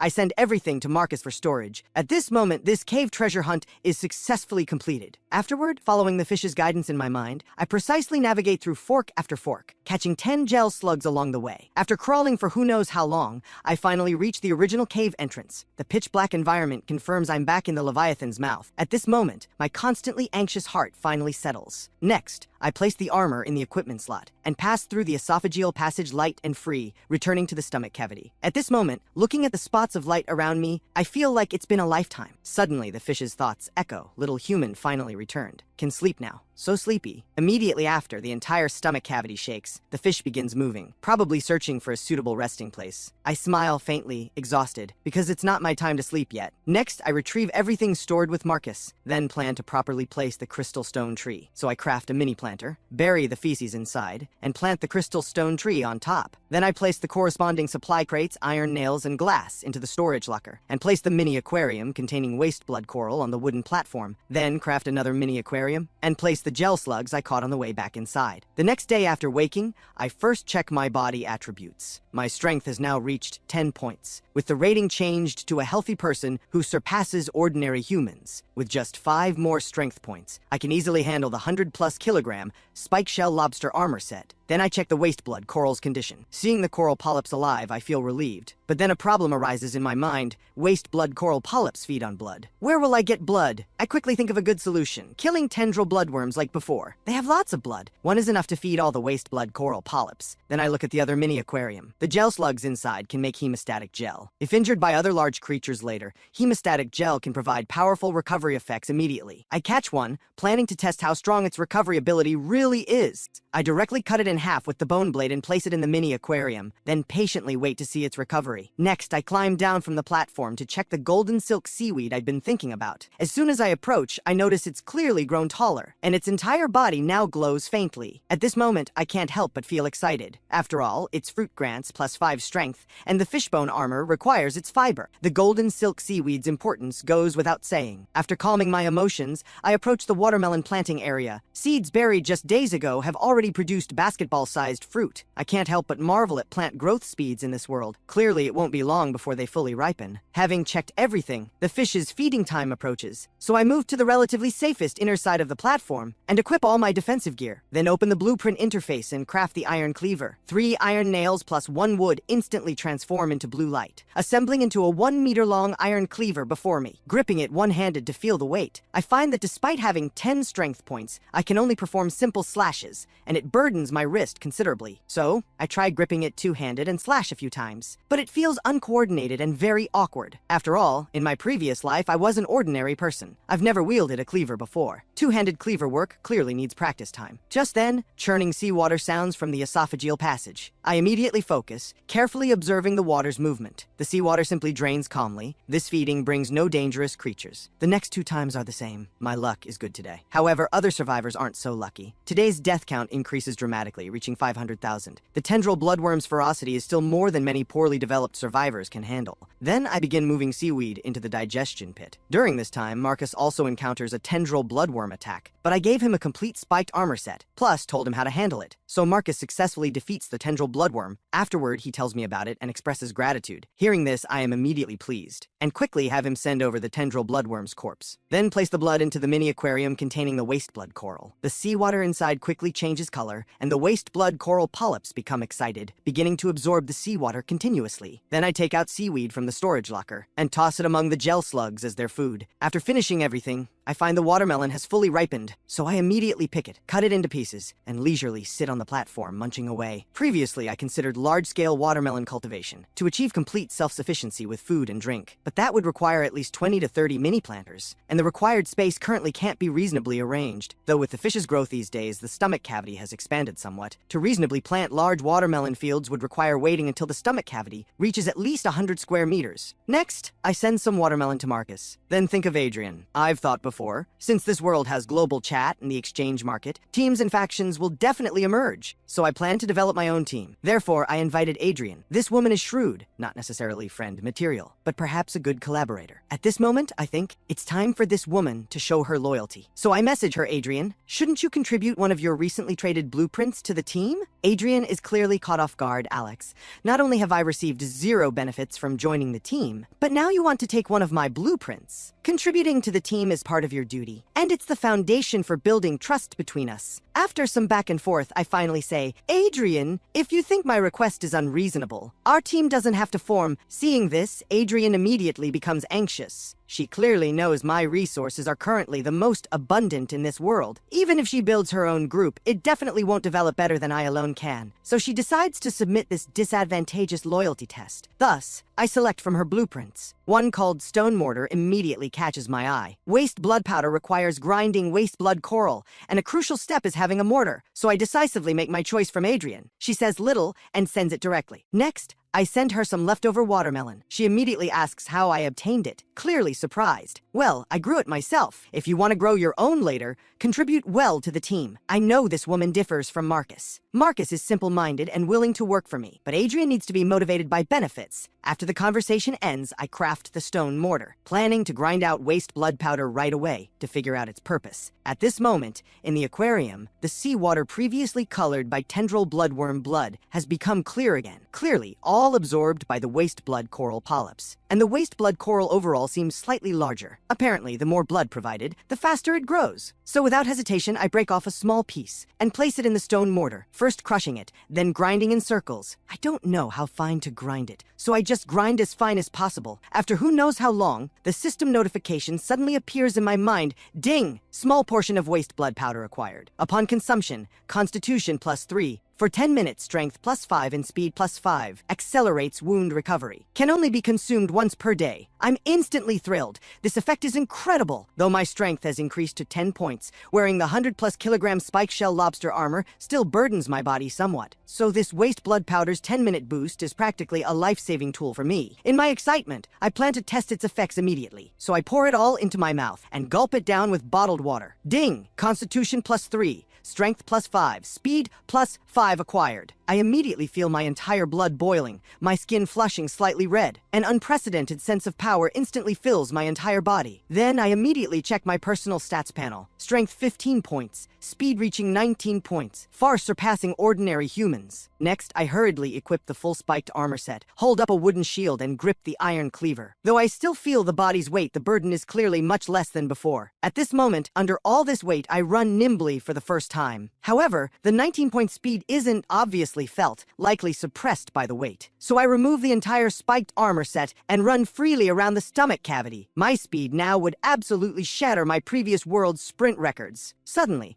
the system notification sounds again. Ding! 10 minutes have passed. Strength -5, speed -5, waste blood powder boost effect has ended. At this moment, I completely deflate, feeling all my energy drained. No wonder it can only be used once per day. The boost comes with a negative weakness effect afterward. Fortunately, the fish's dangerous feeding phase has passed. Otherwise, in my current state, encountering any aggressive creature, I'd probably lack even the strength to swing my cleaver. During this recovery period from weakness, I return to the wooden platform and eat fruit from cans to replenish sugar, and casually send Marcus a few cans. He quickly replies, Alex, thank you so much. Just killed a tendril bloodworm and used lots of stamina. Really need to replenish. You're welcome. Though I ate 2 cans to replenish sugar afterward. My expression remains listless, and my eyelids grow heavy with drowsiness. This makes me sigh. The waste blood powder's side effects are really too strong. But right now I don't dare sleep, because in just over an hour the fish will swallow today's first supply crate. To distract myself, I focus on thinking, does making hemostatic gel from gel slugs also require the stone mortar? Time slowly passes for an hour. Water sounds from the passage. Today's first supply crate has arrived. I also equip the full spiked armor and enter combat readiness. This time, a silver-scaled dartfish enters with the water. Seeing this, I breathe a sigh of relief. After all the seawater drains, I jump down to process the helpless silver-scaled dartfish, then remove the spiked armor and open the supply crate. Ding! 1 gold ore acquired. I pause. These past 2 days, I haven't encountered many dangerous creatures,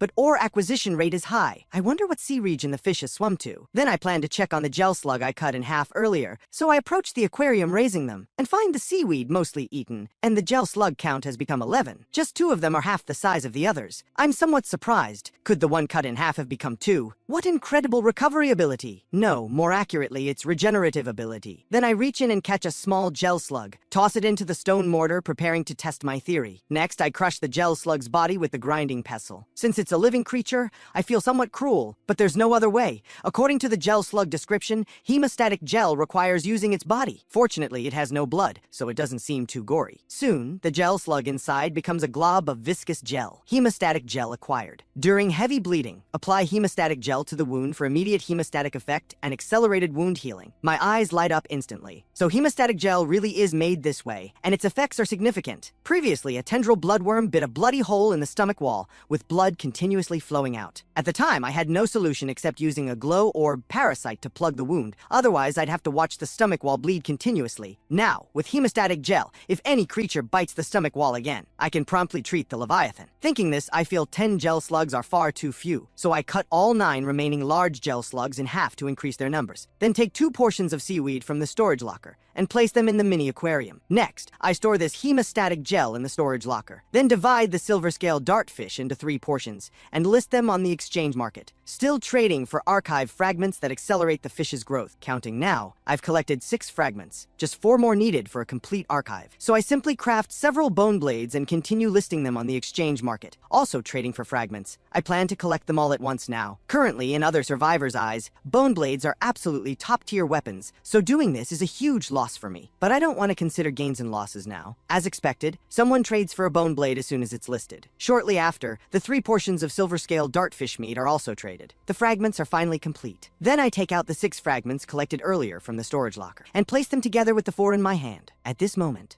a notification sounds in my mind. Abyssal Leviathan Accelerated Growth Food Archive Fragments complete. Synthesize? I choose to synthesize without hesitation. The next second, the fragments emit blue light before me, coalescing into a screen. It records 5 types of Leviathan food. The first type is fruit grown by survivors themselves. Feeding 5 tons increases the Leviathan's growth speed by 10%. The second through 5th types are crimson kelp, bamboo segment anemone, golden silk seaweed, golden king kelp, all requiring 10 tons to increase the Leviathan's growth speed. After reading the archive descriptions, I'm completely dumbfounded. I currently can't achieve any of these 5 foods. The first seems simplest. Just grow fruit in mini planters, but where can I get 5 tons worth? Right now, there's nowhere near enough space to place all the mini planters I'd need. And of the remaining 4 food types, I've never even heard of 3 of them. This makes me smile bitterly, but it's not a total loss. At least if I encounter any of these foods in the future, I'll recognize them immediately. Then, I consider whether to pursue the first method listed in the archive. After all, 5 tons of fruit is still achievable. As long as I sell mini planters on Global Chat, other survivors can start growing fruit. Producing 5 tons would be easy that way. And then I could just buy it all back in bulk. But the problem is, I don't want to spread mini planters around yet, which means I'd need to find 1,000 people willing to follow my instructions. And they'd have to guarantee not to leak the information. That's nearly impossible to pull off. Just then, a private message comes through. Hello, boss. My name is Ethan. I just formed a guild with over 1,000 survivors. I'd like to invite you to become our vice president. Would you be interested? I pause, surprised. Wait, the system allows guild formation now? No, the guild is self-organized. We created a group chat. One person's strength is limited, and we all believe working together helps us develop faster. I see. Thanks for the invitation, but I'm not interested in joining any organization right now. Just like that, I firmly decline Ethan's invitation.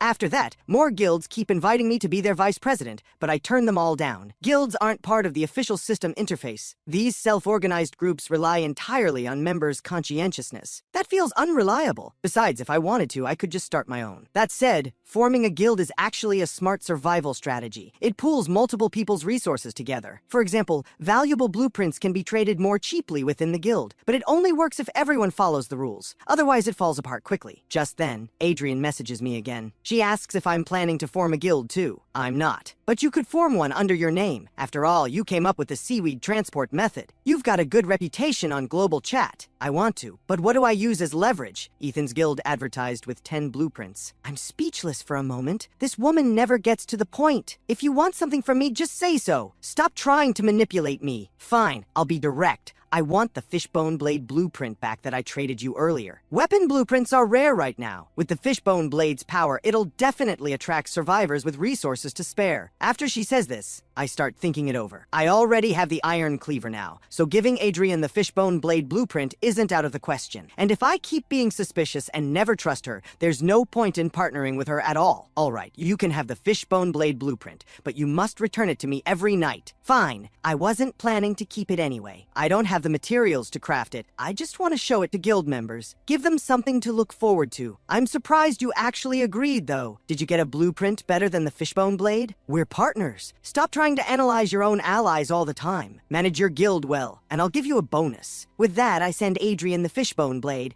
and our conversation ends. Just about an hour later, she successfully establishes a guild called Survivors. The entry requirements are steep. Members must submit 300 basic materials, but even so, people are scrambling to join. Meanwhile, I'm putting on my armor, waiting for the supply crate to arrive. Out of boredom, I check global chat, and notice survivors are adding guild names before their usernames. Of course, there's a major flaw. Anyone can change their guild tag to impersonate members. That's why guild leaders need to record each member's profile picture. Names can change, but profile pictures are permanent. The system interface has a built-in camera function. After taking screenshots, you can save and record people's profile pictures. Adrian also requires members to disclose their blueprints for sharing. She screenshots all the blueprint information and sends it to me. After receiving it, I browse through, only to find most blueprints are worthless. Wooden sword and wooden shield blueprints are among the most fragile items. Soon after, today's second supply crate arrives. I notice multiple creatures came in with the water this time, making me tense up. Fortunately, the seawater recedes calmly, revealing 3 silver-scaled dart fish, which lets me breathe a sigh of relief. I walk down and open the new supply crate. Ding! Obtained diving suit blueprint. I'm immediately thrilled. No wonder 3 fish came at once. They're here to provide materials for the diving suit. I activate the blueprint. Crafting the diving suit requires 5 silver-scale dartfish skins and 20 cloth pieces, so I use the spikes to peel the skin off all 3 fish intact. Then click craft. 20 cloth pieces and 2 fish skins fly out from the storage locker, merging with the 3 fish skins in front of me into blue light, transforming into a diving suit with a completely smooth surface. My eyes light up instantly. In this ocean world, a diving suit will definitely come in handy. The next day arrives, and right after waking up, I inspect everything. The golden silk seaweed has grown 10 centimeters taller, the gel slugs have multiplied to 19, and the waste blood coral polyps look listless from not absorbing any blood. Soon after, the giant fish begins feeding. As the seawater flows in, I notice only 2 glow orb parasites in the water, with no other dangerous creatures. So, I craft the wooden bucket blueprint I traded for earlier, planning to change the seawater for the waste blood coral. But just as I'm about to scoop water, something suddenly flashes on the water's surface. I quickly scan around but don't spot any creatures. Yet I still retreat to the inner side of the platform, quietly waiting for the water to recede. After a long while, I still haven't noticed anything unusual, so I figure I'm probably just being paranoid. I walk down, pick up the glow orbs, and place them on the stomach wall, adding light to the space. As I'm about to start moving seaweed, I suddenly hear a sound cutting through the air behind me. I turn and see a blurry afterimage in front of me. The next moment, my chest plate is pierced, and blood flows from my chest. Fortunately, the armor's protection prevents a fatal injury, and the blurry object gets deflected. But I have no time to worry about my injury, because several more of those piercing sounds appear around me. I quickly raise my arm, and a cleaver appears in my hand. The next instant, it collides with the blurry object, sparking on impact. Immediately after, the blurry object gets knocked away, but I have no time to celebrate because another attack reaches me from the other side. So I quickly raise my other arm, and a wooden shield appears in my hand. With a thud, the blurry object lodges into it. At this moment, I finally get a clear look at this thing. It's a creature shaped like a flying disc, but there's no time to examine it closely, because 2 more rapid flight sounds cut through the air around me. I immediately drop the iron cleaver, and with a thought, 20 wood pieces fly out from the storage locker behind me, transforming into blue light, assembling into a wooden door in front of me. The next moment, the other 2 disc-shaped creatures embed themselves completely in it, stuck tight. I still don't let my guard down, carefully listening for sounds around me,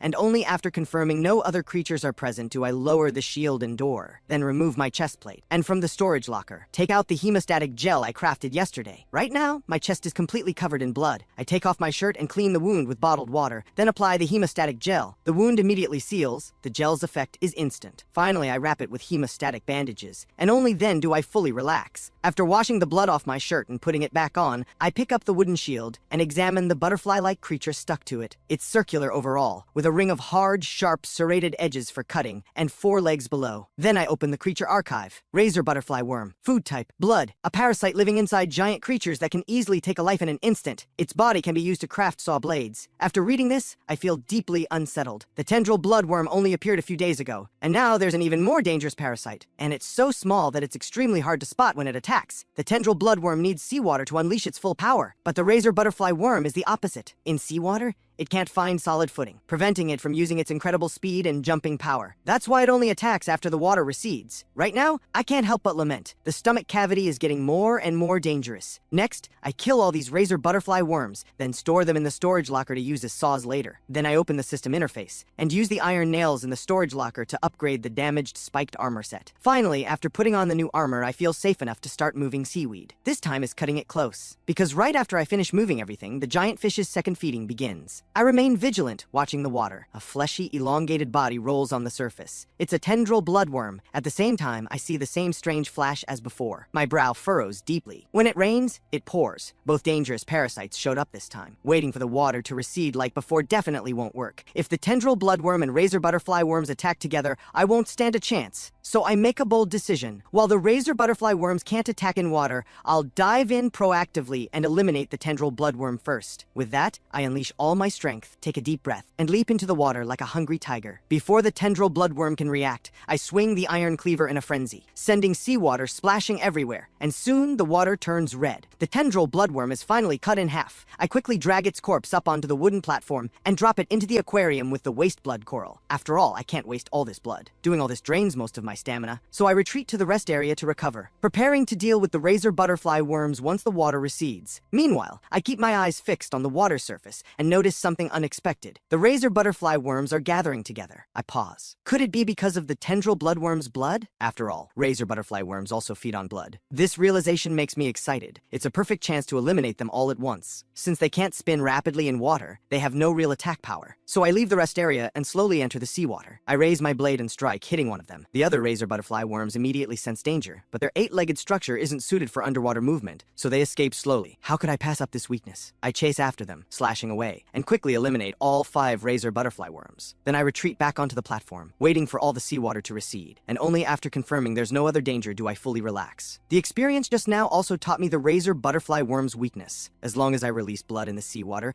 I can attract them all and wipe them out. But this method has one problem. Where does the blood come from? I can't always encounter tendril bloodworms at the same time. The simplest solution would be to bleed the giant fish, but naturally I won't do that. After some thought, I come up with an idea. I'll purchase tendril bloodworm corpses and store their blood in wooden buckets. I now control 2 guilds, one brand new, and another I had Adrian form yesterday. I just need to have both of them collect tendril bloodworm corpses from guild members, and contributors can earn increased guild contribution points. During the giant fish's final feeding, I finally don't encounter any more aggressive creatures. I check the upper right corner of the system interface, and today's death count has surged again. Over 2 million people are gone. Who knows how many more tomorrow will bring. Afterward, I contact Marcus and Adrian, instructing them to collect tendril bloodworms for me, and also inform them about the razor butterfly worm's information and weaknesses, telling them to be careful. This information can serve as a guild reward for high contributing and loyal members. With everything handled, I'm ready to sleep. But just then, the system voice suddenly echoes in my mind. The abyssal leviathan has traveled 10,000 nautical miles and is about to leave the birthwaters. Beginner protection phase has ended. Based on current speed, in 1 day,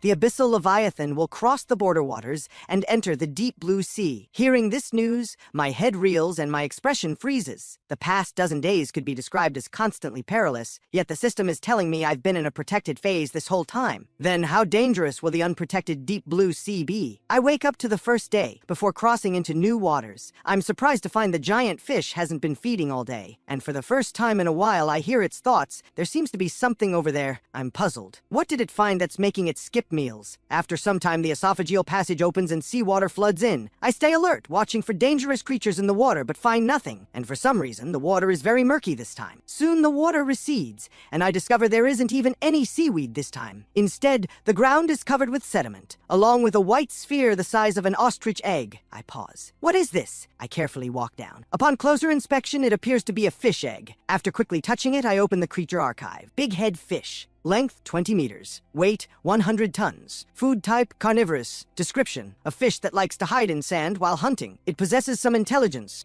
Its meat is delicious and edible, and its teeth can be used to craft weapons. I'm somewhat surprised. I touched an egg, but it described the adult, and the phrase delicious and edible deeply attracts me, because in past creature descriptions, anything with that phrase always increases stats. I gently crack open the egg shell, then pour the liquid that flows out into my mouth. An unprecedented fishy odor instantly rushes to my head, but I force myself to swallow it all down. Consumed big head fish egg, intelligence +1. The moment the notification sounds, my brain suddenly feels an unprecedented lightness. The sensation is amazing. I didn't expect a single intelligence point to bring such a significant improvement. I also feel my control over my body has strengthened. Suddenly, the giant fish's thoughts sound again. Seems like there's more good stuff. I pause, thinking, could this be supplies before a major battle? While waiting for the giant fish to swallow the good stuff, I glance at the system interface. The death count has increased significantly. By today, total deaths will probably reach 10 million, and this is still the protected phase. Then I quickly craft 2 portions of waste blood powder and send them to Marcus and Adrian. They're my own people after all. I can't let anything happen to them. After some time, the seawater the giant fish swallows is still very murky, and after the water recedes, it leaves behind more sediment. Still no large creatures. I walk down from the platform again and see several jade-smooth shells lying in the sediment. Ding!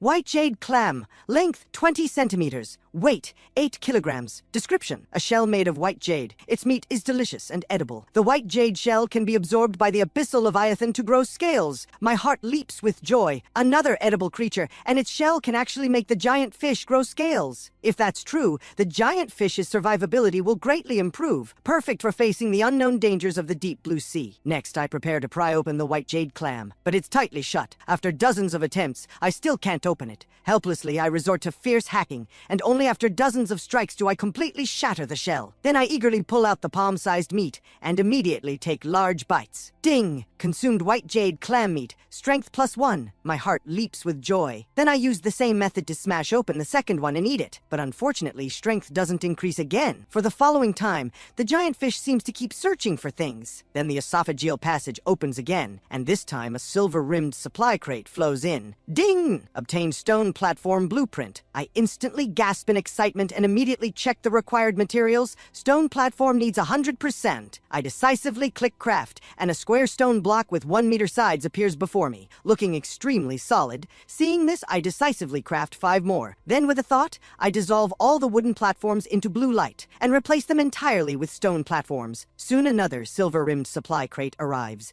Ding! Obtained 20 iron nails. My eyes light up immediately. Iron nails are very rare. Over all those previous days combined, I only obtained 5 total. Truly worthy of being a silver-rimmed supply crate. Just then, a private message comes through. It's Ethan, president of Leviathan Guild. Boss, sorry to bother you. Our guild wants to get those silver scale dart fish meats you're selling, but I don't have any valuable blueprints to trade with you. However, yesterday I obtained a card called Crimson Locator Card, and I can't use it, but I know this card will definitely be useful in the future, so I'd like to trade it with you. Is that acceptable? After seeing this message, my mouth curves into a huge grin. The food archive for accelerating the giant fish's growth mentioned a food called Crimson Kelp, and this card should be for guiding to that sea region. So, I decisively choose to trade, and the system immediately prompts its function. Ding! Obtained Crimson Locator Card. After use, can locate Crimson Waters. Then I try to use it directly, but it fails to activate. There's probably some prerequisite condition. Perhaps leaving the giant fish's birth waters will work. Soon after, the giant fish swallows another supply crate.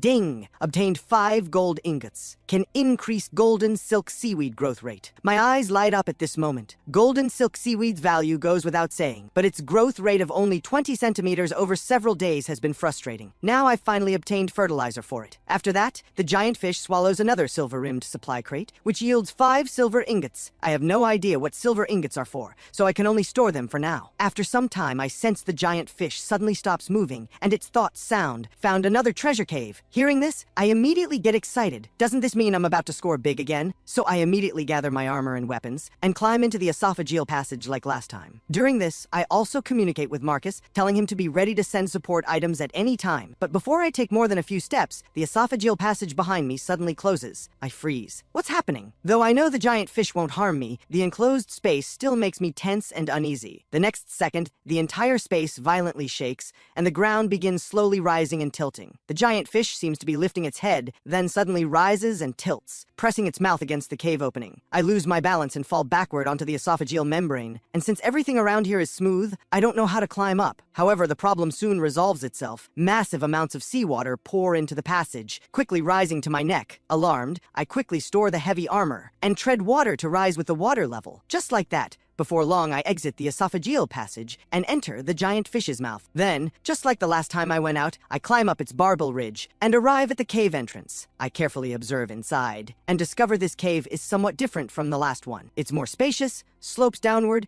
and is several meters above the ground. With no standing water inside, it appears to be an air-filled cave. Then I put on my upgraded armor and take the iron cleaver and wooden shield before cautiously entering. After walking forward for a bit, I smell a rotting stench permeating the air. And the deeper I go, the stronger it gets, even making me gag. As I continue walking, I discover a fork in the path. I cautiously approach, then peek around the corner. Immediately, my heart skips a beat. And the next second, I recklessly drop everything in my hands and run. After running for a while, I pay attention to sounds behind me and realize the monster doesn't seem to be chasing. Just then, the giant fish's thoughts sound, "Why did the little one run out? There's still stuff inside to take." I immediately snap to attention, my fear vanishing completely. It seems the giant fish has been watching me all along, and its relaxed tone indicates there's nothing in this cave that threatens it. So I gain confidence and slowly walk back, then boldly enter the corner. I discover this massive creature is actually already dead. Its skin has started rotting, its lantern-like eyes are shriveled, yet its exposed fangs remain intact and gleam with a chilling light. Then I check the creature archive. Blade tooth eel, length 72 meters, weight 160 tons, food type carnivorous, hides in caves, ambushing passing creatures at any time. Its sharp fangs can directly pierce through creatures' bodies. Its meat is firm and edible, and its fangs can be used as weapons. I'm immediately shocked. With this size, if we encountered a living one, the giant fish really couldn't handle it. Next, I prepare to extract the teeth that can be made into weapons. So I use a stone and chisel away with several bangs, expecting it to take some effort. But unexpectedly, a tooth quickly comes loose. I pick it up and find the root looks just like a knife handle, as if it can be used directly as a weapon. Seeing this, my heart leaps with joy. I extract all 30 teeth in one go and send them to Marcus for storage. Then I leave this corner and continue forward. After over 100 meters, I finally reach the end. Golden light suddenly flickers ahead. I move closer to look and discover a stone platform at the end with a pure golden supply crate on it. My eyes immediately sparkle. Last time the cave only had a gold-rimmed supply crate, yet it gave me 3 rare blueprints. I quickly walk over and open it, and golden light emanates from within.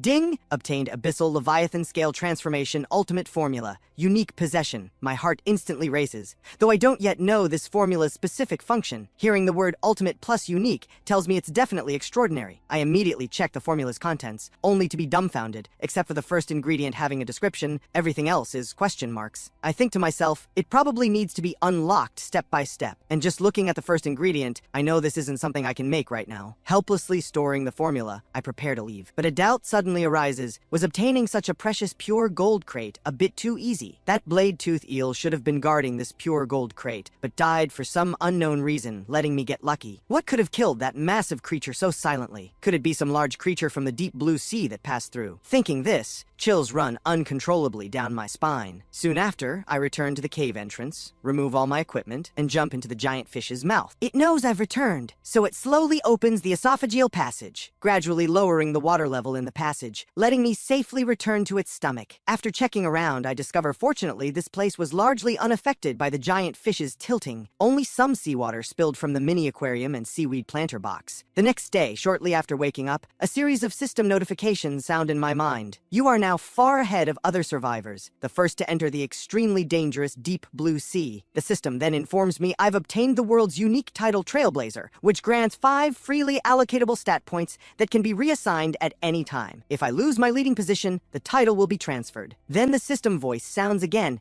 Ding! Use the ironclad behemoth extermination pass as soon as possible, or you will be hunted by the ironclad behemoth. At this moment, I'm first shocked. Then I open the personal stats panel and see the title Trailblazer added after my name. I add 5 points to strength, then try figure figuring out how to reassign, discovering I just need to click the title. I'm very pleased at this moment because these 5 stat points are extremely flexible. When facing danger, I can put them all in speed to escape. If escape is impossible, I can instantly switch them all to strength to fight desperately. But immediately after, I become tense again because I now notice the character assessment section reads, "A person infected with negative oxygen bacteria who is currently sick." After a moment of stunned silence, I recall the past 2 days' experiences. The only reason for this negative oxygen bacteria infection could be yesterday's treasure cave. Thinking carefully, that massive blade-tooth eel died without external injuries probably because of this bacteria. Everything makes sense now. And now, I don't know what to do. After all, this bacteria can kill even a massive creature, so it's definitely beyond what I can resist. I keep telling myself to stay calm. Thinking carefully, I should have been infected last night, yet I haven't felt any discomfort all day today. So this negative oxygen bacteria probably isn't particularly virulent. Without any treatment method currently, I can only endure it physically. So I allocate all 5 stat points to Constitution. After temporarily setting this matter aside, I take out the ironclad behemoth extermination pass I obtained earlier from the storage locker. It now shows a 3-day countdown. I know that once these 3 days pass, the ironclad behemoth will completely lose patience and begin hunting the giant fish. At this moment, I can't help but feel tense. My giant fish was only born a dozen days ago, yet already 2 highly aggressive parasites have appeared inside. Therefore, I dare not imagine how many parasites would exist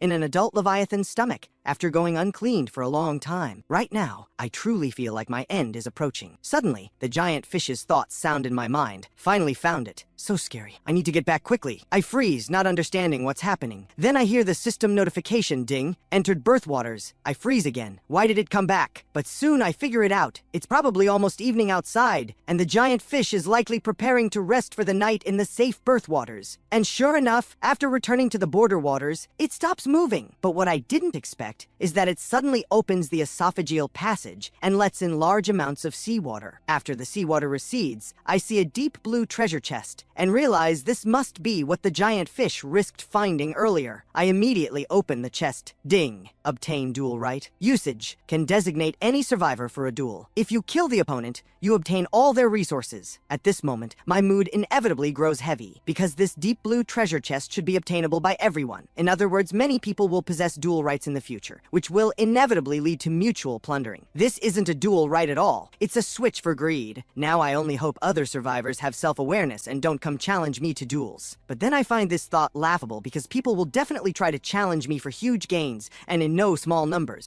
Fortunately, I'm currently leading other survivors by 3 times the distance, giving me plenty of time to develop. Then, more resources emerge from the deep blue treasure chest. Ding! Obtained bottled water supplies, canned meat supplies. My heart leaps with joy because these cans contain chicken, beef, and pork, which other people in this world currently can't get at all. Obtained 200,000 seaweed. I immediately show a shocked expression, not because of the 200,000 seaweed, but because I'm shocked by the deep blue treasure chest's capacity. After all, one storage locker can only hold 100,000 items. With this deep blue treasure chest, I no longer need to worry about insufficient storage space. With nothing else to do, I craft 2 wooden platforms to use as a rest area, then fall asleep along with the giant fish. Upon waking, I move my body around and find that, aside from some fatigue, my body shows no other issues. It seems 20 points in Constitution can let me resist the bacteria for a while. At this moment, the system voice sounds, "Ding! Entered the deep blue sea." The giant fish continues swimming forward, and my heart tenses up with it. What crisis exists in this deep blue sea that made the giant fish retreat so decisively yesterday? Suddenly, a massive humming sound rings in my ears,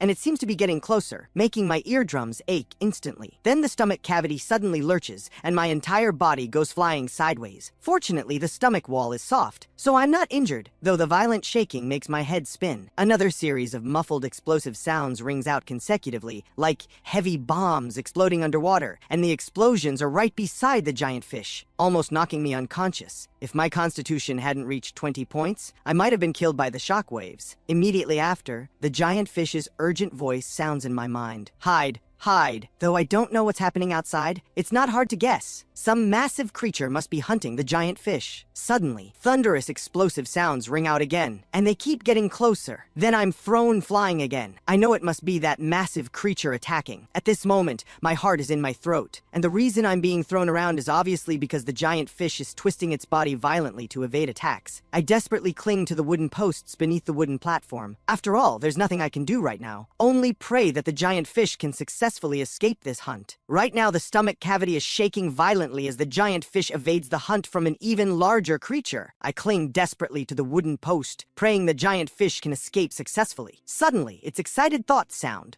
Almost there! Almost there! A few seconds later, I hear massive crashing sounds coming from behind the stomach cavity. It's that creature frantically ramming into a mountain peak, seemingly very unwilling to give up. Before long, I feel the giant fish's swimming speed slow down, and the crashing sounds grow more and more distant. I think to myself, we should be safe now. At the same time, I understand the birthwater's protection phase wasn't protecting us survivors at all, it was protecting the giant fish. Now, having just entered new waters, it's already been hunted by a massive creature. After some time, the giant fish's thoughts sound again. Finally found food. I immediately tense up and quickly put on my equipment, retreating to the safe area on the platform. Having entered new waters, I suspect the giant fish's feeding phase might be even more dangerous. Soon after, the esophageal passage opens and seawater rushes in, with nothing unusual during this time. But after the water recedes, I see 5 oval-shaped shells, each extending soft bodies from inside, just like snails. Then their heads suddenly transform into mouthparts full of sharp teeth, viciously piercing into the stomach wall and sucking the giant fish's blood. Seeing this, I immediately become furious. Damn it! More parasites! I quickly raise the iron cleaver and strike at one's head. The creature suddenly retracts its body. I strike hard on the shell. With a loud clang, it feels like hitting stone, yet the shell only shows a shallow groove. I freeze, not expecting it to be this hard. Then I grit my teeth and strike 5 or 6 times consecutively, finally breaking through the shell and killing the creature inside. Then I check the creature archive: bone-armored lizard worm. Length, 30 centimeters. Weight, 10 kilograms. Food type, blood. A parasite with hard bone armor. Its bone armor can be used to craft protective gear. I relax slightly, since the description doesn't mention this parasite being aggressive. Next, I plan to eliminate them all, but I don't want to damage the hard shells that can be used to craft armor. So I walk onto the platform and take out iron nails and wood from the storage locker, open the blueprint interface, and craft an iron dagger, then approach one of the bone-armored lizard worms and stab directly into its shell. Soon, the bone-armored lizard worm inside is ground to death. Repeating this several times, I ultimately obtain 12 intact bone armors and store them in the storage locker. Next, I start moving seaweed, while thinking to myself, the giant fish's feeding time today was much later than usual, all because it was being hunted earlier, causing it to miss many food sources. This situation might occur many more times in the future, so I decide, from now on, I'll collect large amounts of seaweed through Marcus and Adrian's guilds to proactively feed the giant fish. After all,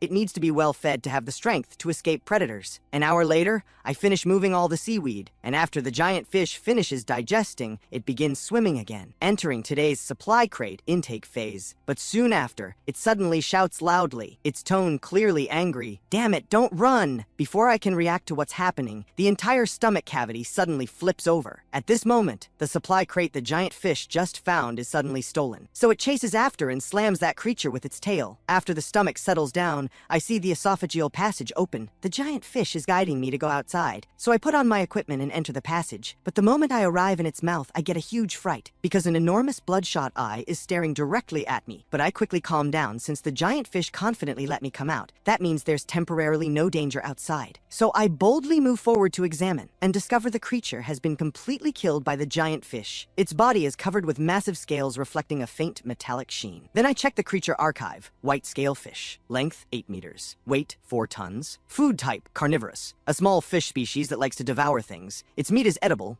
and its scales can be used to craft protective gear. Seeing the words edible, my eyes immediately light up. I wonder what stats it will increase. At the same time, I suspect the supply crate has already been swallowed into this white scale fish's belly, so I plan to cut open its abdomen. Looking at the white scale fish's hard scales that can make armor, I know cutting open its abdomen will be difficult. So I reallocate all 5 free stat points from the Trailblazer title to strength, but the next second, I start coughing continuously. The drop in constitution causes the negative oxygen bacteria to affect me, but I can't worry about that now. I raise the iron cleaver and strike down hard, instantly slicing open the white scale fish's abdomen. Then I quickly reallocate the 5 free stat points back to constitution, and my body returns to normal. At this moment, I also realize my physical condition is clearly getting worse and worse. At this moment, large amounts of blood flow from the white scale fish's belly, along with many organs crushed by the giant fish. Before long, the supply crate flows out as well. I feel a wave of disappointment. It's just an ordinary supply crate, but at least there's this white scale fish as an extra reward. Then I cut off its meat and eat it. Consumed white scale fish meat constitutes Substitution +2. My heart leaps with joy. Now the negative oxygen bacteria will affect me even less. Though what I'd really prefer to increase is strength, because the ironclad behemoth extermination pass only has 2 days left. If I want to survive attacks from masses of parasites, then I must have sufficient strength. Then I cut off some of the white scale fish's scales, load them into the supply crate, then return to the stomach cavity to sleep and rest. The next day, the giant fish finally isn't hunted by large creatures like yesterday and manages to feed successfully. At this moment, I breathe a sigh of relief. It seems the deep blue sea does give breathing room. Then I vigilantly observe the water and see 2 familiar creatures, a tendril bloodworm and several razor butterfly worms. Now, they pose no threat to me whatsoever. Therefore, at this moment, I actually feel a sense of familiarity. Then, like before,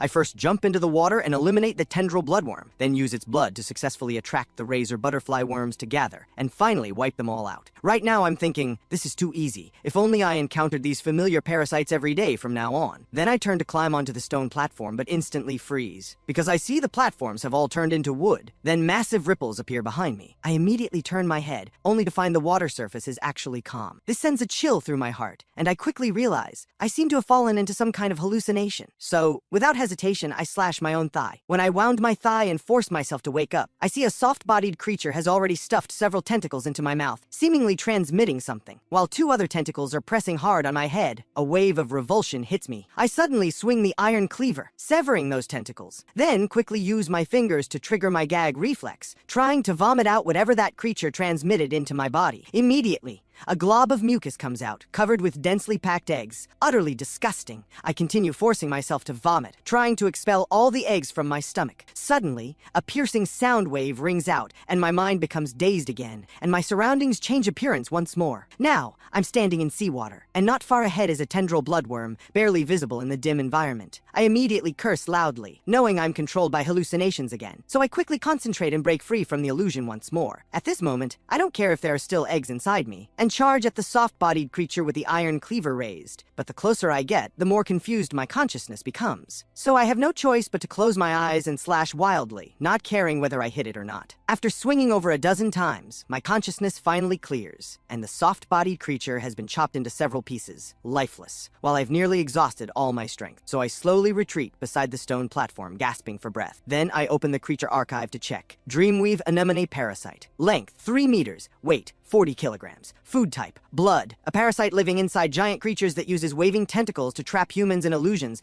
then implants eggs into human bodies. The eggs absorb human blood to accelerate growth and eventually burst out of the body. Its bodily fluid can be used as a hallucinogen. After reading this, I can't help but worry, unsure whether I expelled all the eggs and whether any remain inside my body. So I start drinking water frantically, continuing to induce vomiting, until after some time, I'm completely exhausted from vomiting, and only then do I stop. Next, I start using wooden buckets to collect the Dreamweave anemone parasite's bodily fluid, since the description mentioned its fluid can be used as a hallucinogen. But during the collection process, I'm still constantly being affected, though since I'm mentally prepared, each time I'm only briefly dazed before quickly recovering. After dealing with the Dreamweave anemone parasite's corpse, I see an oval-shaped shell split in half. I tap it with the iron cleaver and find that although the shell looks thin, it's actually very hard. Then I pick up one half, which doesn't take much effort. It's very light. Ding! Obtained Dreamweave anemone shell. I pause, not expecting this to be a crafting material, though I don't know what it's for yet. So I store it in the storage locker for now. The giant fish's feeding phase afterward is peaceful. I don't encounter any more strange creatures. While moving seaweed, I keep worrying about whether I expelled all the eggs. Suddenly, I remember the personal stats panel shows my current status, so I quickly open it, and the assessment section has indeed changed. A person infected with negative oxygen bacteria who also has Dreamweave anemone parasite larvae inside, already at death's door. After reading this, I sigh helplessly. I'm actually infected with parasites,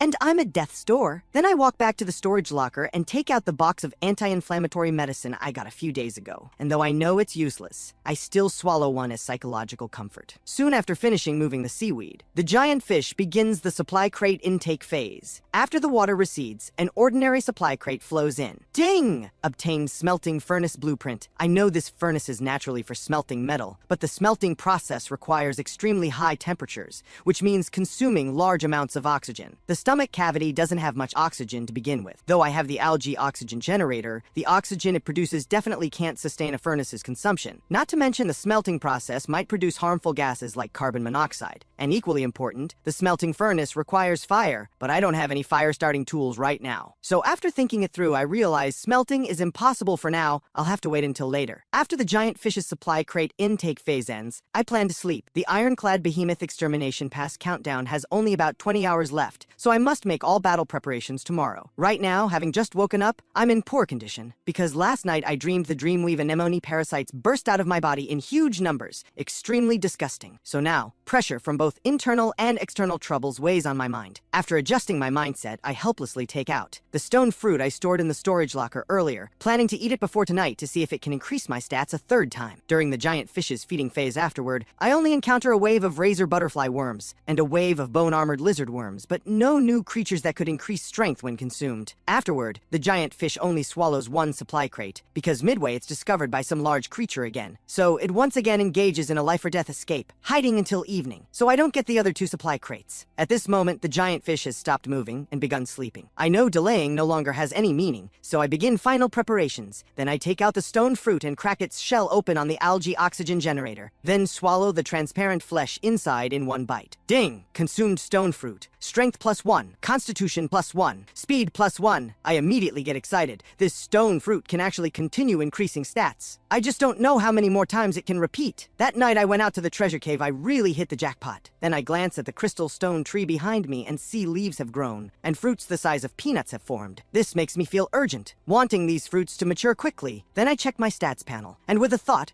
reallocate the Trailblazer title's 5 free stat points to strength, bringing strength to 17 points all at once. I instantly feel the armor on my body has no weight, as if I'm only wearing a cotton jacket, but immediately I start coughing. Constitution drops to 18 points, making me feel very weak, but there's no choice. I must force myself to increase strength to have a better chance of surviving inside the ironclad behemoth's stomach. Then I take out 2 more iron nails and upgrade the iron cleaver once more. Next, I grab 6 gel slugs, grind out 6 portions of hemostatic gel, and also take out 1 portion of waste blood powder, placing everything into the deep blue treasure chest that can store 200,000 items, planning to bring them all into the ironclad behemoth's body. Finally, I also tell Marcus to be ready to support me at any moment. With that, everything is pretty much prepared. Then I pick up the ironclad behemoth extermination pass and say loudly, "Use." The moment the words leave my mouth, the pass immediately radiates golden light. Finally, it transforms into a massive fish clad in steel armor. After soaring through the air for a moment, it suddenly opens its enormous mouth and swallows me whole. Immediately, I vanish from the stomach cavity. The next second, I appear in a pitch-black space. The ground here is extremely damp. The air carries a fishy stench that makes me nauseous. I immediately open the creature archive. Ironclad behemoth, stage adult, body length 300 meters, weight 200,000 tons, diet carnivorous and iron ore. Description: a giant fish species that feeds on iron ore. Its scales and teeth are composed of bone steel, which can be used to craft armor or weapons, and can also be absorbed by the abyssal leviathan to grow bone steel scales. After reading through the description carefully, I can't help but scratch my head. Sure, I now know what parts of the ironclad behemoth are most valuable, but the problem is, how could I possibly have the ability to pry off its scales and teeth? No time to worry about that now. I survey the dark space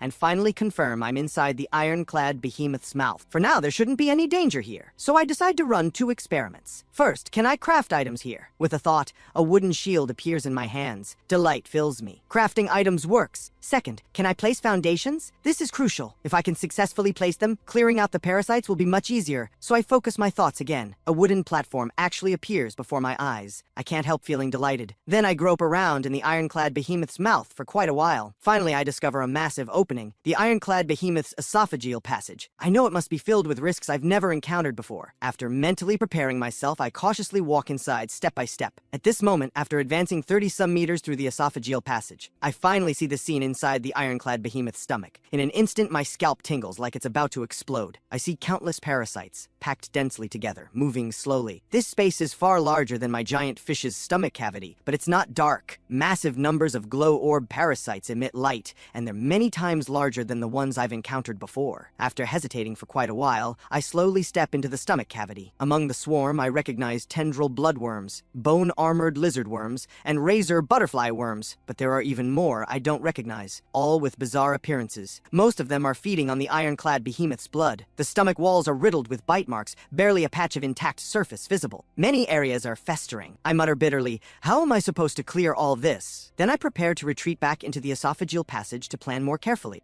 But the next second, a fangworm covered in sharp teeth appears before me, its mouth gaping wide as it lunges to bite. In a split second, I react quickly, barely dodging the fangworm's attack. Immediately, I swing my cleaver and slice off its head in one strike. With all this commotion, all the parasites within a certain range notice me, this unwelcome intruder. So the moment the fangworm's head hits the ground, 3 tendril bloodworms charge toward me. They're much larger than the ones I've seen before, each nearly 5 meters long. The one leading the charge opens its massive mouth and lunges at me. Seeing this, I swing my iron cleaver forcefully, striking directly on its hard head. A sharp crack rings out. My current 17 points of strength are incomparable to before, so this powerful strike splits the tendril bloodworm's body wide open. Blood splatters all over me, but I have no time to worry about it. I quickly roll away, dodging the attacks of the other 2 tendril bloodworms. Then I immediately stand up and charge forward. With one slash, I strike their soft bodies, cutting down both tendril bloodworms at once. But before I can catch my breath, I hear 3 thwip sounds. 3 globs of white slime suddenly fly toward me from ahead.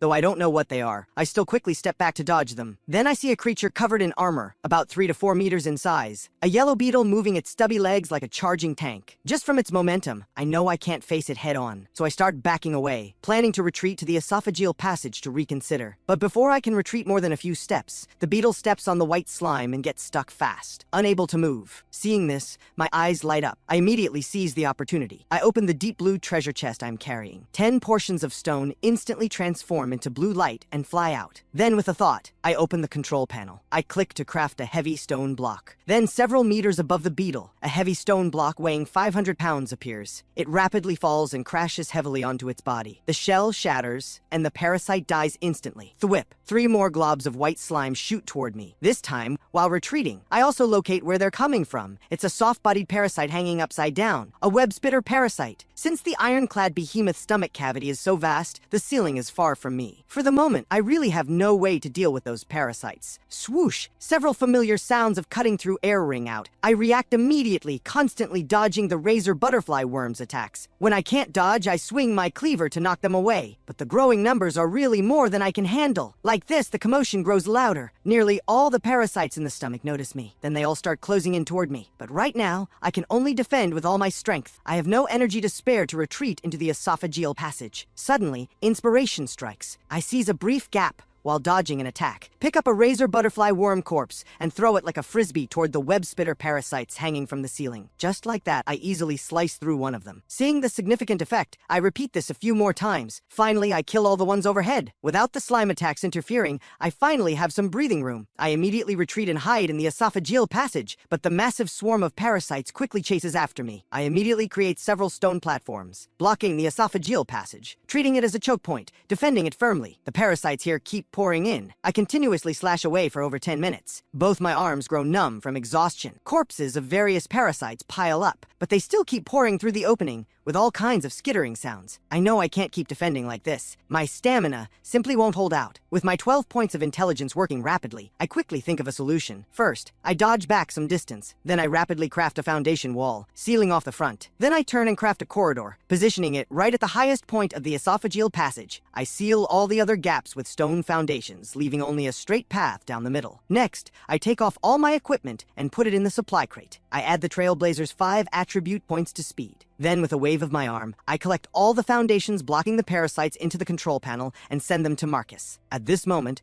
the parasite swarm surges toward me like a tidal wave. My scalp tingles first. Then I sprint with all my might to the end of the stone corridor. I turn around and open the deep blue treasure chest. With a flick and motion, large amounts of stone fly out. In midair, I craft them into heavy stone blocks. Whoosh! Like raindrops, they fall. Dull impact sounds echo through the stone corridor as the swarm is crushed into pulp. After a while, the entire corridor is filled filled with heavy stone blocks, so I wave my hand and send them all to Marcus. The parasite swarm in the stomach continues pouring into the esophageal passage. Then I repeat the process, creating a rain of heavy stone blocks. After repeating this process for a while, parasites finally stop crawling into the corridor. Only a few lucky survivors rush to my front. And I'm not useless either. I add 5 attribute points back to strength, a few slashes, and I cut them all down. Then with a thought, I put on my armor and wade through the pulp on the ground, walking forward. Finally, I return to the ironclad behemoth's stomach. Looking around, there are still large numbers of parasites here, but they're all non-aggressive. They simply cling to the stomach walls, feeding on blood. After a whole night, I finally clear them all out. I only leave some glow orb parasites for lighting. At this time, I also reach the deepest part of the ironclad behemoth's stomach. Beside the digestion pit, there's a small mountain of piled iron ore. I think to myself I can't return empty-handed, so I plan to bring this iron ore back. But suddenly, several rumbling sounds ring out. The entire iron ore mountain inexplicably starts shaking. Immediately after, I see a worm with a metallic sheen all over its body. A massive worm, 2 meters thick, bursting out from inside. It writhes wildly, seemingly furious. I sense danger and want to flee, but the next second, it charges toward me at incredible speed, its gaping mouth lunging to bite. I hastily retreat a few steps, barely dodging. I swing down with all my strength, but I only hear the sound of metal clashing and sparks fly. My heart sinks. This creature's surface is actually covered in an iron hide. Then it immediately writhes its body and charges at me again. I quickly craft 3 heavy stone blocks in the air. They crash heavily down, but it only sinks slightly and takes no damage. Then it shakes its body, flinging all the heavy stone blocks away. Seeing this, my spirits hit rock bottom. I feel this parasite is simply not something I can eliminate right now. And just in this moment of my hesitation, its massive mouth lunges close again. This time, I don't dodge completely in time. It bites off a piece of my armor. Relieved terror washes over me. Cold sweat breaks out all over my body. If I'd been half a beat slower, I'd probably have lost my entire arm by now. I know I can't continue like this, so with my mind racing, I think of a plan. Though the heavy stone blocks didn't damage the giant worm, the 500-pound weight still had some suppressing effect. So if I have enough of them, even if I can't kill it, I can immobilize it. To do this, I need a narrow space to trap it. So I take off my armor. I add 5 attribute points to speed. The giant worm chases madly behind me, but with my 22 points of speed, I'm now faster than it. So I lead it in circles, while placing stone foundations. After more than 10 minutes like this, I successfully build a cubic space, but my stamina is mostly depleted. I quickly change direction and run into the gap I deliberately left. Next comes the most dangerous step, leading the giant worm in a circle here so its body coils inside. So at top speed, I turn at the 4 corners of the cubic space. Behind me, the sounds of the giant worm crashing into stone walls ring out continuously. Finally, I run out of the cubic space. Then I quickly turn and seal the gap. Boom! A massive impact sound rings out. The entire stone wall cracks. I know this cubic space won't hold for long, and the top is still open. Once the giant worm realizes this, it can simply climb out from above. So I hurriedly have Marcus send over all the stone he has. Then I craft them into large numbers of heavy stone blocks, dropping them from above. The giant worm writhes wildly, trying to break free. But soon the cubic space is filled. It's pressed down, unable to move anymore. At this moment, I finally have a chance to catch my breath. Then I start thinking about what to do next. The mission is to clear all parasites, or I can't leave. That means I must kill the giant worm, but my cleaver can't even break its skin. After thinking briefly, I turn my gaze toward the digestion pit. If I can drop the giant worm into it, maybe I can eliminate it. Suddenly, a golden glint flashes from the collapsed iron ore mountain, catching my attention. I hurriedly walk over for a closer look. I discover it's a gold-rimmed supply crate. Delight fills my expression. I approach to open it, but a dark, murky thing charges at me. I quickly dodge. Then I see the creature's appearance clearly. It looks just like the giant worm, but only 5 to 6 centimeters thick. It must be its offspring. Seeing this, inspiration strikes. I cautiously catch this small worm. Then I open the creature archive, hoping to find this creature's weakness. Steel borer. Body length, 20 meters. Weight, 230 tons. Diet, iron ore. A worm that lives in symbiosis with the ironclad behemoth. It consumes iron ore to produce steel. The steel on its body can be used to craft equipment. After reading the description, delight fills me. So this steel borer has a symbiotic relationship with the ironclad behemoth. It's not a blood-feeding parasite at all. In other words, I just need to clear out the last few glow orb parasites and the mission will be complete. There's no need to fight the adult steel borer to the death. So I pick up the gold-rimmed supply crate and turn around, planning to kill those few glow orb parasites. But at this moment, an extremely furious roar suddenly comes from behind me. The next second, the filled cubic space explodes. Immediately after, the giant worm charges toward me. Its speed is much faster than before. It seems to have entered a berserk state. I react immediately, dodging this strike. But the crisis isn't over. Immediately after, its tail swings toward me at extreme speed. My heart tightens because I'm not wearing any armor right now. If I'm hit, the consequences would be unthinkable. So with a thought, I craft a 3x3 wall in front of me. But the next moment, the stone wall shatters. The giant worm's tail slams heavily into me. I'm flung several meters before hitting the ground. At this moment, suffocating pain spreads through my entire body. My mouth hangs open, unable to make a sound for a long while. After pausing a few seconds, I force myself to get up. Fortunately, at the instant I was hit, I added my constitution to 23, which kept me from passing out. But immediately, I cough up a large mouthful of blood. Then my head spins and all my strength drains away. I know my internal organs are damaged, but the steel borer doesn't give me time to recover. It's already charging with its gaping maw. At this life or death moment, I struggle to hold on. I take out the waste blood powder from my pocket. I swallow it in one gulp. The blood in my body immediately flows faster.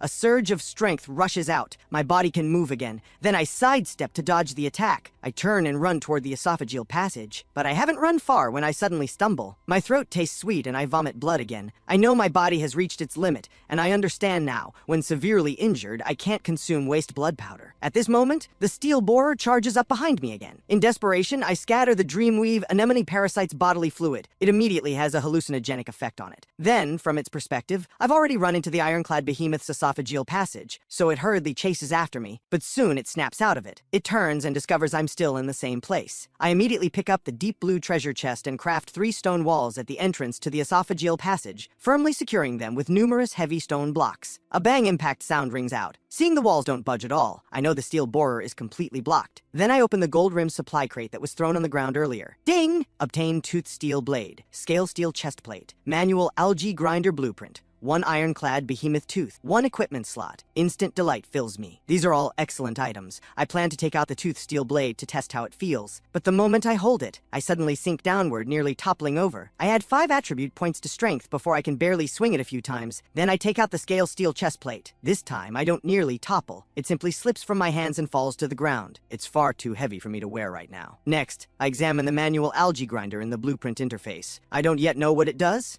and crafting it requires 30 wood, 10 steel ingots, and 10 iron ingots. I pause. Though I've never obtained steel ingots before, the steel borer's archive entry mentioned it can produce them. Then I check the personal stats panel. The equipment slot beside it has become 2 slots. Finally, I take out the ironclad behemoth's tooth. A massive fang gleaming with metallic luster appears before me, its surface extremely smooth. After slashing it hard twice with the iron cleaver, I don't see a single scratch. Seeing this, I think excitedly, this fang should count as fishbone. If I use it to craft fishbone armor, would I be invincible? Though I'm seriously injured this trip, such rich rewards make it worthwhile. At this moment, I know I can't delay any longer. Once the waste blood powder's boost ends, I'll enter a weakened state. So I immediately go to the iron ore mountain. After digging through a pile of ore, I quickly find the steel borer's nest. Cylindrical metal objects are scattered around. I immediately pick one up. Steel ingots. Delight fills my heart. I collect them all into the deep blue treasure chest. At this time, the small steel borer charges out from somewhere again. I grab it and plan to toss it aside casually, but I suddenly pause. If I bring it back, could I have it continuously produce steel ingots? So I immediately have Marcus send over a medical bandage. I bind the little worm tightly. Then I put it in my pocket. Now, this dungeon has finally reached its end. So I walk up to the last giant glow orb parasite, planning to clear it out. After one slash, blood gushes out like a waterfall. Then a red orb actually falls out from its body. Before I can think about what it is, the glow orb parasite's light dims. Immediately after, the ironclad behemoth's phantom slowly appears. I know this proves my dungeon mission is complete, so I hurriedly pick up the red orb and the 2 treasure chests. Then the phantom swallows me whole. The next second, I'm back in my giant fish's stomach. At this moment, I feel this place is cramped, but incredibly reassuring. When I come to my senses, I realize the stomach has actually been shaking the whole time. Then I hear the giant fish's thoughts ring in my mind, its tone seeming very anxious. Where did the little person in my belly go? When did he disappear? What do I do? It keeps repeating this. Not until a moment later, when it senses my presence. Does it stop? After a confused, huh? Its little brain is a bit muddled, but it doesn't think much about it. Then it starts moving, searching for food. At this time, the waste blood powder's effect has also worn off, so I enter a weakened state. This makes me, already covered in injuries, even more listless. But I can't rest, because it's already morning. The feeding stage and swallowing supply crates won't be peaceful, so I must hold on until it rests. At this moment, I remember the red orb I'm still holding. I hurriedly examine it carefully. Ding! Obtained behemoth blood crystal, a crystal condensed from the essence of the ironclad behemoth's blood. At the Leviathan scale core zone, it can make bone steel scales grow. After reading the system prompt, delight fills me. This is an excellent item. I didn't expect such a treasure to be hidden inside that giant glow orb parasite's body. However, the giant fish hasn't entered the metamorphosis stage yet, so I first transfer the crystal and items from the deep blue treasure chest to the storage locker. Then I craft a new mini aquarium. I unbind the small steel borer I brought back and put it inside. It has a fierce temper and keeps trying to escape. Seeing this, I take out 3 iron ore pieces from the storage locker. I put them in. Seeing there's food, it immediately calms down. After that, I patrol the stomach cavity, feeding seaweed to the gel slugs. I ask Adrian for a tendril bloodworm corpse. I drain its blood to feed the waste blood coral polyps. The golden silk kelp is the same as always. However, after a night of growth, the crystal stone tree has grown 3 stone fruits to the size of lychees. At this growth rate, they'll mature tonight. After finishing my patrol and confirming everything in the stomach is fine, I climb onto the platform and rest half dead. No choice. I'm truly exhausted right now. Soon after, the esophageal membrane opens. Seawater rushes in. The giant fish begins feeding, but I don't feel nervous like before. After experiencing several major battles in the ironclad behemoth dungeon, I no longer take the parasites inside my giant fish seriously. After the seawater recedes, I find 2 white beetles nearly 2 meters long, the type I crushed with heavy stone blocks in the ironclad behemoth's stomach yesterday. Though these 2 are clearly much smaller, I glance at them, too lazy to move. I simply craft 2 heavy stone blocks above them. They drop quickly, but the beetles aren't badly damaged. Their shells aren't even cracked. Then they shake their bodies and toss the heavy stone blocks off, not because their shells are too hard, but because my giant fish's stomach cavity is too low in height. Without sufficient gravitational acceleration, the falling heavy stone blocks have much less impact. This makes me understand that in my giant fish's stomach, I can't easily kill parasites like I did last night. I mutter helplessly. What a pain. Then I add 5 attribute points to strength and climb down from the platform. The 2 pale shell beetles screech. Then they charge toward me. Without the slightest panic, I focus my thoughts. The toothed steel blade from my equipment slot appears in my hand. Then I swing it down forcefully. A crisp slicing sound rings out. The pale shell beetle is cut cleanly in half, but the toothed steel blade's momentum doesn't decrease. I can't stop it in time and it's about to strike the stomach wall. In my urgency, I quickly focus my thoughts. Instantly, I store the toothed steel blade in the equipment slot. At this moment, my listless eyes widen in shock. I thought the pale shell beetle's armored surface would make it harder to cut, but I didn't expect this toothed steel blade to be so sharp. It was like cutting through tofu. Fortunately, the equipment slot exists. Otherwise, if I hadn't stopped it and cut open my giant fish's stomach wall, that would be a huge problem. So when the second pale shell beetle charges over, I swing horizontally. I easily slice it in half. Immediately after, I cough violently. There's blood in my saliva, so I quickly add 5 attribute points back to Constitution. That helps a bit. Then I open the creature archive to check. Pale shell beetle. Body length, 2 to 3 meters. Weight, 500 kilograms. Diet, blood. A parasite that infests giant creatures. Heavily armored, nearly impenetrable. Shell can be used to craft armor. After reading, I can't help but complain. This toothed steel blade is truly too sharp. The giant fish's subsequent feeding process is peaceful. No creatures flow into the stomach, so I just lie there half dead, resting. After the feeding stage ends, I start transporting seaweed. After transporting the seaweed, I lie down like a dead dog again, preparing to rest. No choice. I'm truly exhausted. Last night I fought multiple major battles with parasite swarms in the dungeon, and I still haven't rested until now. At this time, Adrian and Marcus send messages saying their giant fish aren't moving today. The esophageal membranes open, but no seawater flowed into the stomachs. They must have encountered the treasure caves I told them about before. So I plan to provide logistical support like Marcus did back then. After a while, they both encounter attacks from rock-burrowing worms. I continuously send wooden shields to them. Marcus's giant fish quickly realizes he's being blocked. With a cry, it directly scares off the rock-burrowing worms. But Adrian isn't so fortunate. She has to endure over 30 wooden shields before her giant fish notices. This makes me realize that perhaps giant fish differ from one another. Some are smart, some are duller. When they both return, it's already evening. I don't stand on ceremony. I directly have them turn in all the blueprints they got today. Marcus's silver-rimmed supply crate contained an iron-plated shield blueprint. Adrian got a white silk chest guard. I craft them all in one go. The iron-plated shield is made of wood wrapped in a fairly thick layer of iron. Its defense is much higher than the wooden shield. Then I plan to test the white silk chest guard's defense. I slash it once with the iron cleaver. The white silk chest guard only has a shallow groove left on it, not damaged, though it's still inferior to my upgraded armor. At this time, the 3 stone fruits on the crystal stone tree have ripened. I walk over and pick them all. Then I crack one open and eat it directly. Ding! Consumed stone fruit. Strength +1, Constitution +1, Speed +1. Instant delight fills me. It can still increase 3 attributes. Then without hesitation, I eat the other 2. The 3 attributes increase 2 more times. I'm utterly shocked. Consuming 6 stone fruits actually gave me 18 attribute points. Then I excitedly can't help but open the personal stats panel. Even more surprisingly, the character evaluation has changed. The infected by parasite notification is gone. I can't help but mutter, could it be that the increase in Constitution caused my immune system to directly kill the parasites inside my body? After thinking it over, I believe this is the only explanation that makes sense. Knowing I've rid myself of one worry, I couldn't be happier. Then I lie contentedly on the platform and fall into deep sleep. I wake the next day still in great spirits. While waiting for the giant fish's feeding stage, I suddenly remember the crimson locator card I haven't tried in these past few days. So I immediately take it out from the storage locker. I say, use. Originally, I just wanted to try it casually. But unexpectedly, the crimson locator card transforms into golden light and disappears. Ding! Crimson locator card used successfully. Abyssal Leviathan targeted to crimson waters. Based on current speed, will enter crimson waters in 3 days. Just as I'm surprised, the giant fish's thoughts ring in my mind. It feels like something is calling me. I can't help feeling delighted, because the food that can accelerate the giant fish's growth, the crimson kelp mentioned in the archive, is in that sea region. This trip is my duty. After all, the stronger the giant fish, the safer I am. Ever since entering the deep blue sea, the giant fish has been chased and hiding from various creatures,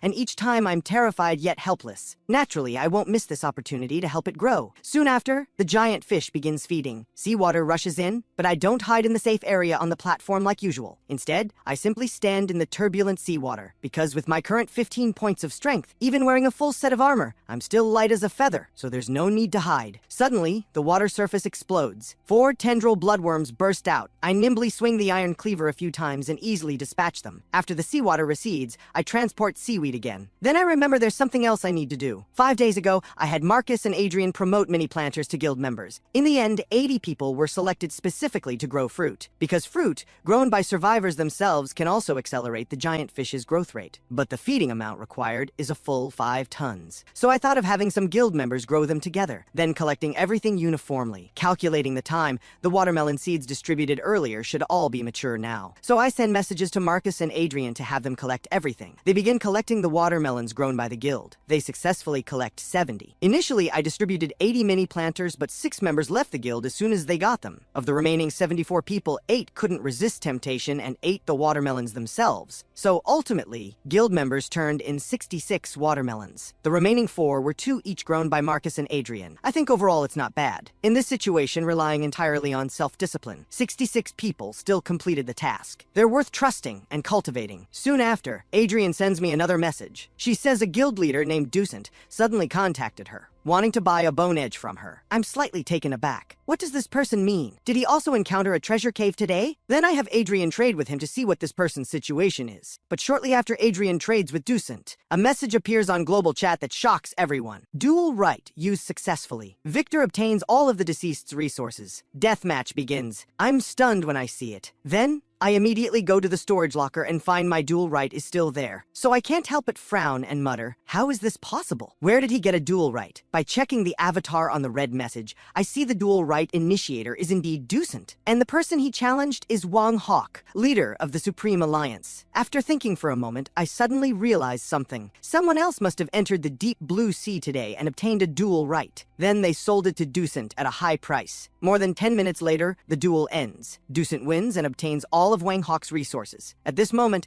all the survivors on global chat fall into panic. The sudden turn of events causes an uproar among survivors. Dealing with various parasites in fish stomachs every day is exhausting enough, and now there are death matches. I just smile. When I first obtained the dual right, I already anticipated this situation. At this moment, the victorious Ducent is extremely arrogant, calling out directly on global chat. Everyone saw that. I now have the power to decide your life and death. Starting today, if you're afraid of dying, join my Skyreach Guild. I guarantee I won't randomly kill comrades. After saying this, Ducent turns his attention to me. Oh, and you! Whatever big shot you think you are, either double the price on those algae oxygen generators you sell every day like I do, or stop selling them. Otherwise, I'll kill you. Hearing Dusant say this, I immediately craft 20 algae oxygen generators with disdain. I list them on the exchange market at the same price. Doing this, of course, is to avoid appearing too weak. Otherwise, Dusant will definitely push further. Moreover, the reason he didn't challenge me to a duel but chose someone else shows he's wary of me. After all, I'm currently ahead of everyone, surrounded by too many unknowns. As for my response, Dusant acts as if he didn't see it and goes silent. Many people on global chat speak up, wanting me to uphold justice. I completely ignore them and continue waiting for the giant fish to swallow supply crates. Suddenly, its thoughts ring in my mind. Damn it, get out of the way. The next second, the entire stomach cavity shakes violently. The giant fish accelerates at full force, then suddenly pauses. A thunderous explosion of water rings out. I'm hit by the sonic impact, but with my current constitution, I only feel slightly dizzy. I recover immediately. Judging from the sound, the giant fish used much more force this time than when it slapped the white scale fish. It seems to have encountered an even larger creature. Immediately after, the stomach cavity suddenly drops. The giant fish's body is attacked, then it lets out a painful cry. The entire stomach cavity spins rapidly like a washing machine. I cling tightly to the wooden platform's pillar to barely avoid being flung away. Boom! Another massive sound rings out. The giant fish crashes into a boulder. The stomach cavity shakes violently, but it's not over yet. The giant fish starts accelerating upward with all its might. The entire stomach cavity goes vertical. Soon after, it leaps out of the water with a splash. Then it begins plummeting rapidly. This puts me in a state of weightlessness. Another massive sound. The giant fish crashes down heavily. Then it finally calms down. The battle seems to be over, but I don't know what's happening outside. Whether the giant fish won, my heart is in my throat. Suddenly, the giant fish's thoughts ring out. Good thing you ran fast, or I would have rammed you to death. Hearing the giant fish's tone, though weak, it's defiant. Clearly, it won the victory with difficulty. My anxious heart finally settles. Then I can't help muttering, the creature encountered this time must be quite large too, considering it could escape even under the giant fish's full force attack. After the battle ends, I start checking various items. Those on the platform don't have major problems. The algae oxygen generator's water spilled. Gel slugs are scattered everywhere. I gather them back one by one. There's also the small steel borer. When the stomach cavity was flipping up and down earlier, it was tossed around terribly. It doesn't even have the energy to bite me now, but judging from its state, it's just dizzy and doesn't have any major problems. Soon after, just as I finish organizing all the items, the giant fish's aggrieved thoughts ring in my mind. It hurts. I immediately take it seriously. Is it injured? The giant fish can't have problems, but helplessly, I have no way to communicate with it and can't know how serious its injuries are. So I come to the esophageal membrane. I pat it forcefully. This indeed catches the giant fish's attention. It first mutters in confusion. Does the little person want to come out? Then it surfaces and opens the esophageal membrane. Delight fills my expression. I hurriedly grind with my finger. I grind 30 gel slugs and make more than half a wooden barrel of hemostatic gel. Then I carry it into the esophageal passage. The passage isn't pitch black because light shines in from the far end, warm and bright. I walk toward the light and arrive at the giant fish's mouth. The moment I step into the white light, I feel it somewhat glaring. After squinting to adjust, I slowly open my eyes. Everything feels suddenly clear. This is the first time I've seen warm sunlight since coming to this world. At this magnificent scenery, I can't help exclaiming, "What a beautiful blue sea and sky!" Then I spread my arms wide, feeling the long mist, sunlight, and sea breeze. The giant fish notices my strange behavior and sends confused thoughts. What is the little person doing?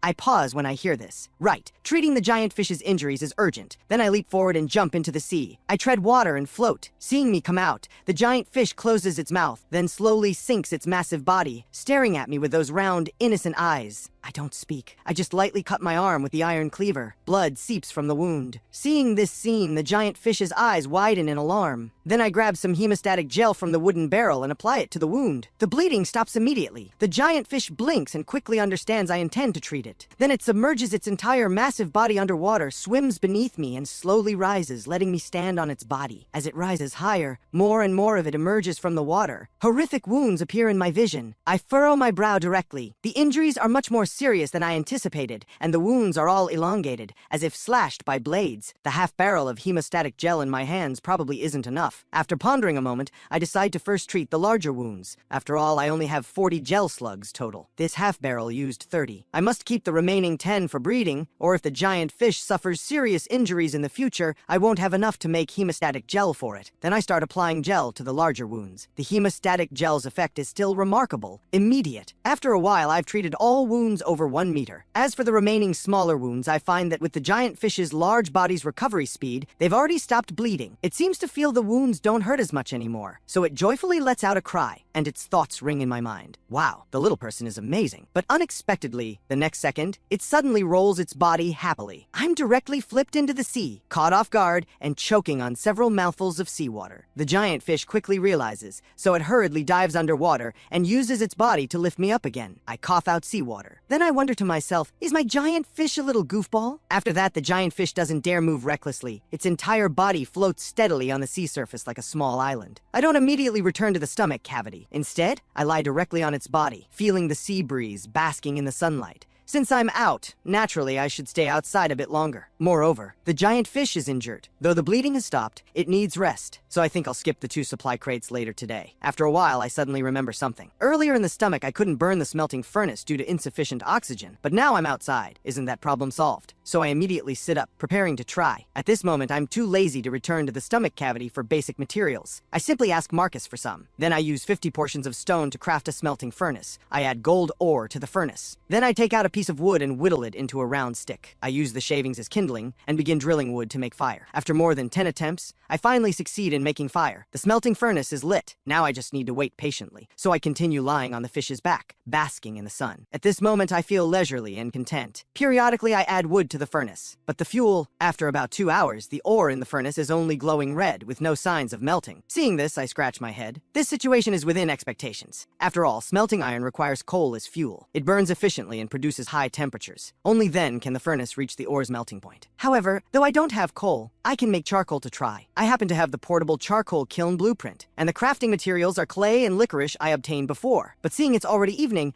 I decide to make it tomorrow, because the charcoal kiln takes a long time to produce charcoal. It's almost night. The giant fish needs to find a relatively safe place to sleep. Floating on the sea is too dangerous, so today definitely won't work. However, I don't plan to waste the fire I worked so hard to start. So I return directly to the stomach cavity and use 5 iron ingots to craft an iron pot. I trade for 5 packages of instant noodles and 1 portion of spike shell lobster meat on the exchange market. Then I return to the giant fish's back. Then I place the iron pot on the smelting furnace and pour in mineral water. Before long, after the water boils, I add 2 packages of instant noodles and seasoning. I also pour in canned beef. The aroma instantly spreads all around. At this moment, I feel very satisfied. Then, seeing the beef is almost cooked, I add thick slices of spike shell lobster meat, then thin slices of white jade clam meat. Basically, whatever ingredients I have, I throw them all in the pot. After cooking, I even dish some out and send bowls to Marcus and Adrian. After eating, they both praise it enthusiastically. After all, surviving in a stomach is already difficult enough. Normally, they can't even eat salty food. Today, though I missed 2 supply crates, I'm still especially happy.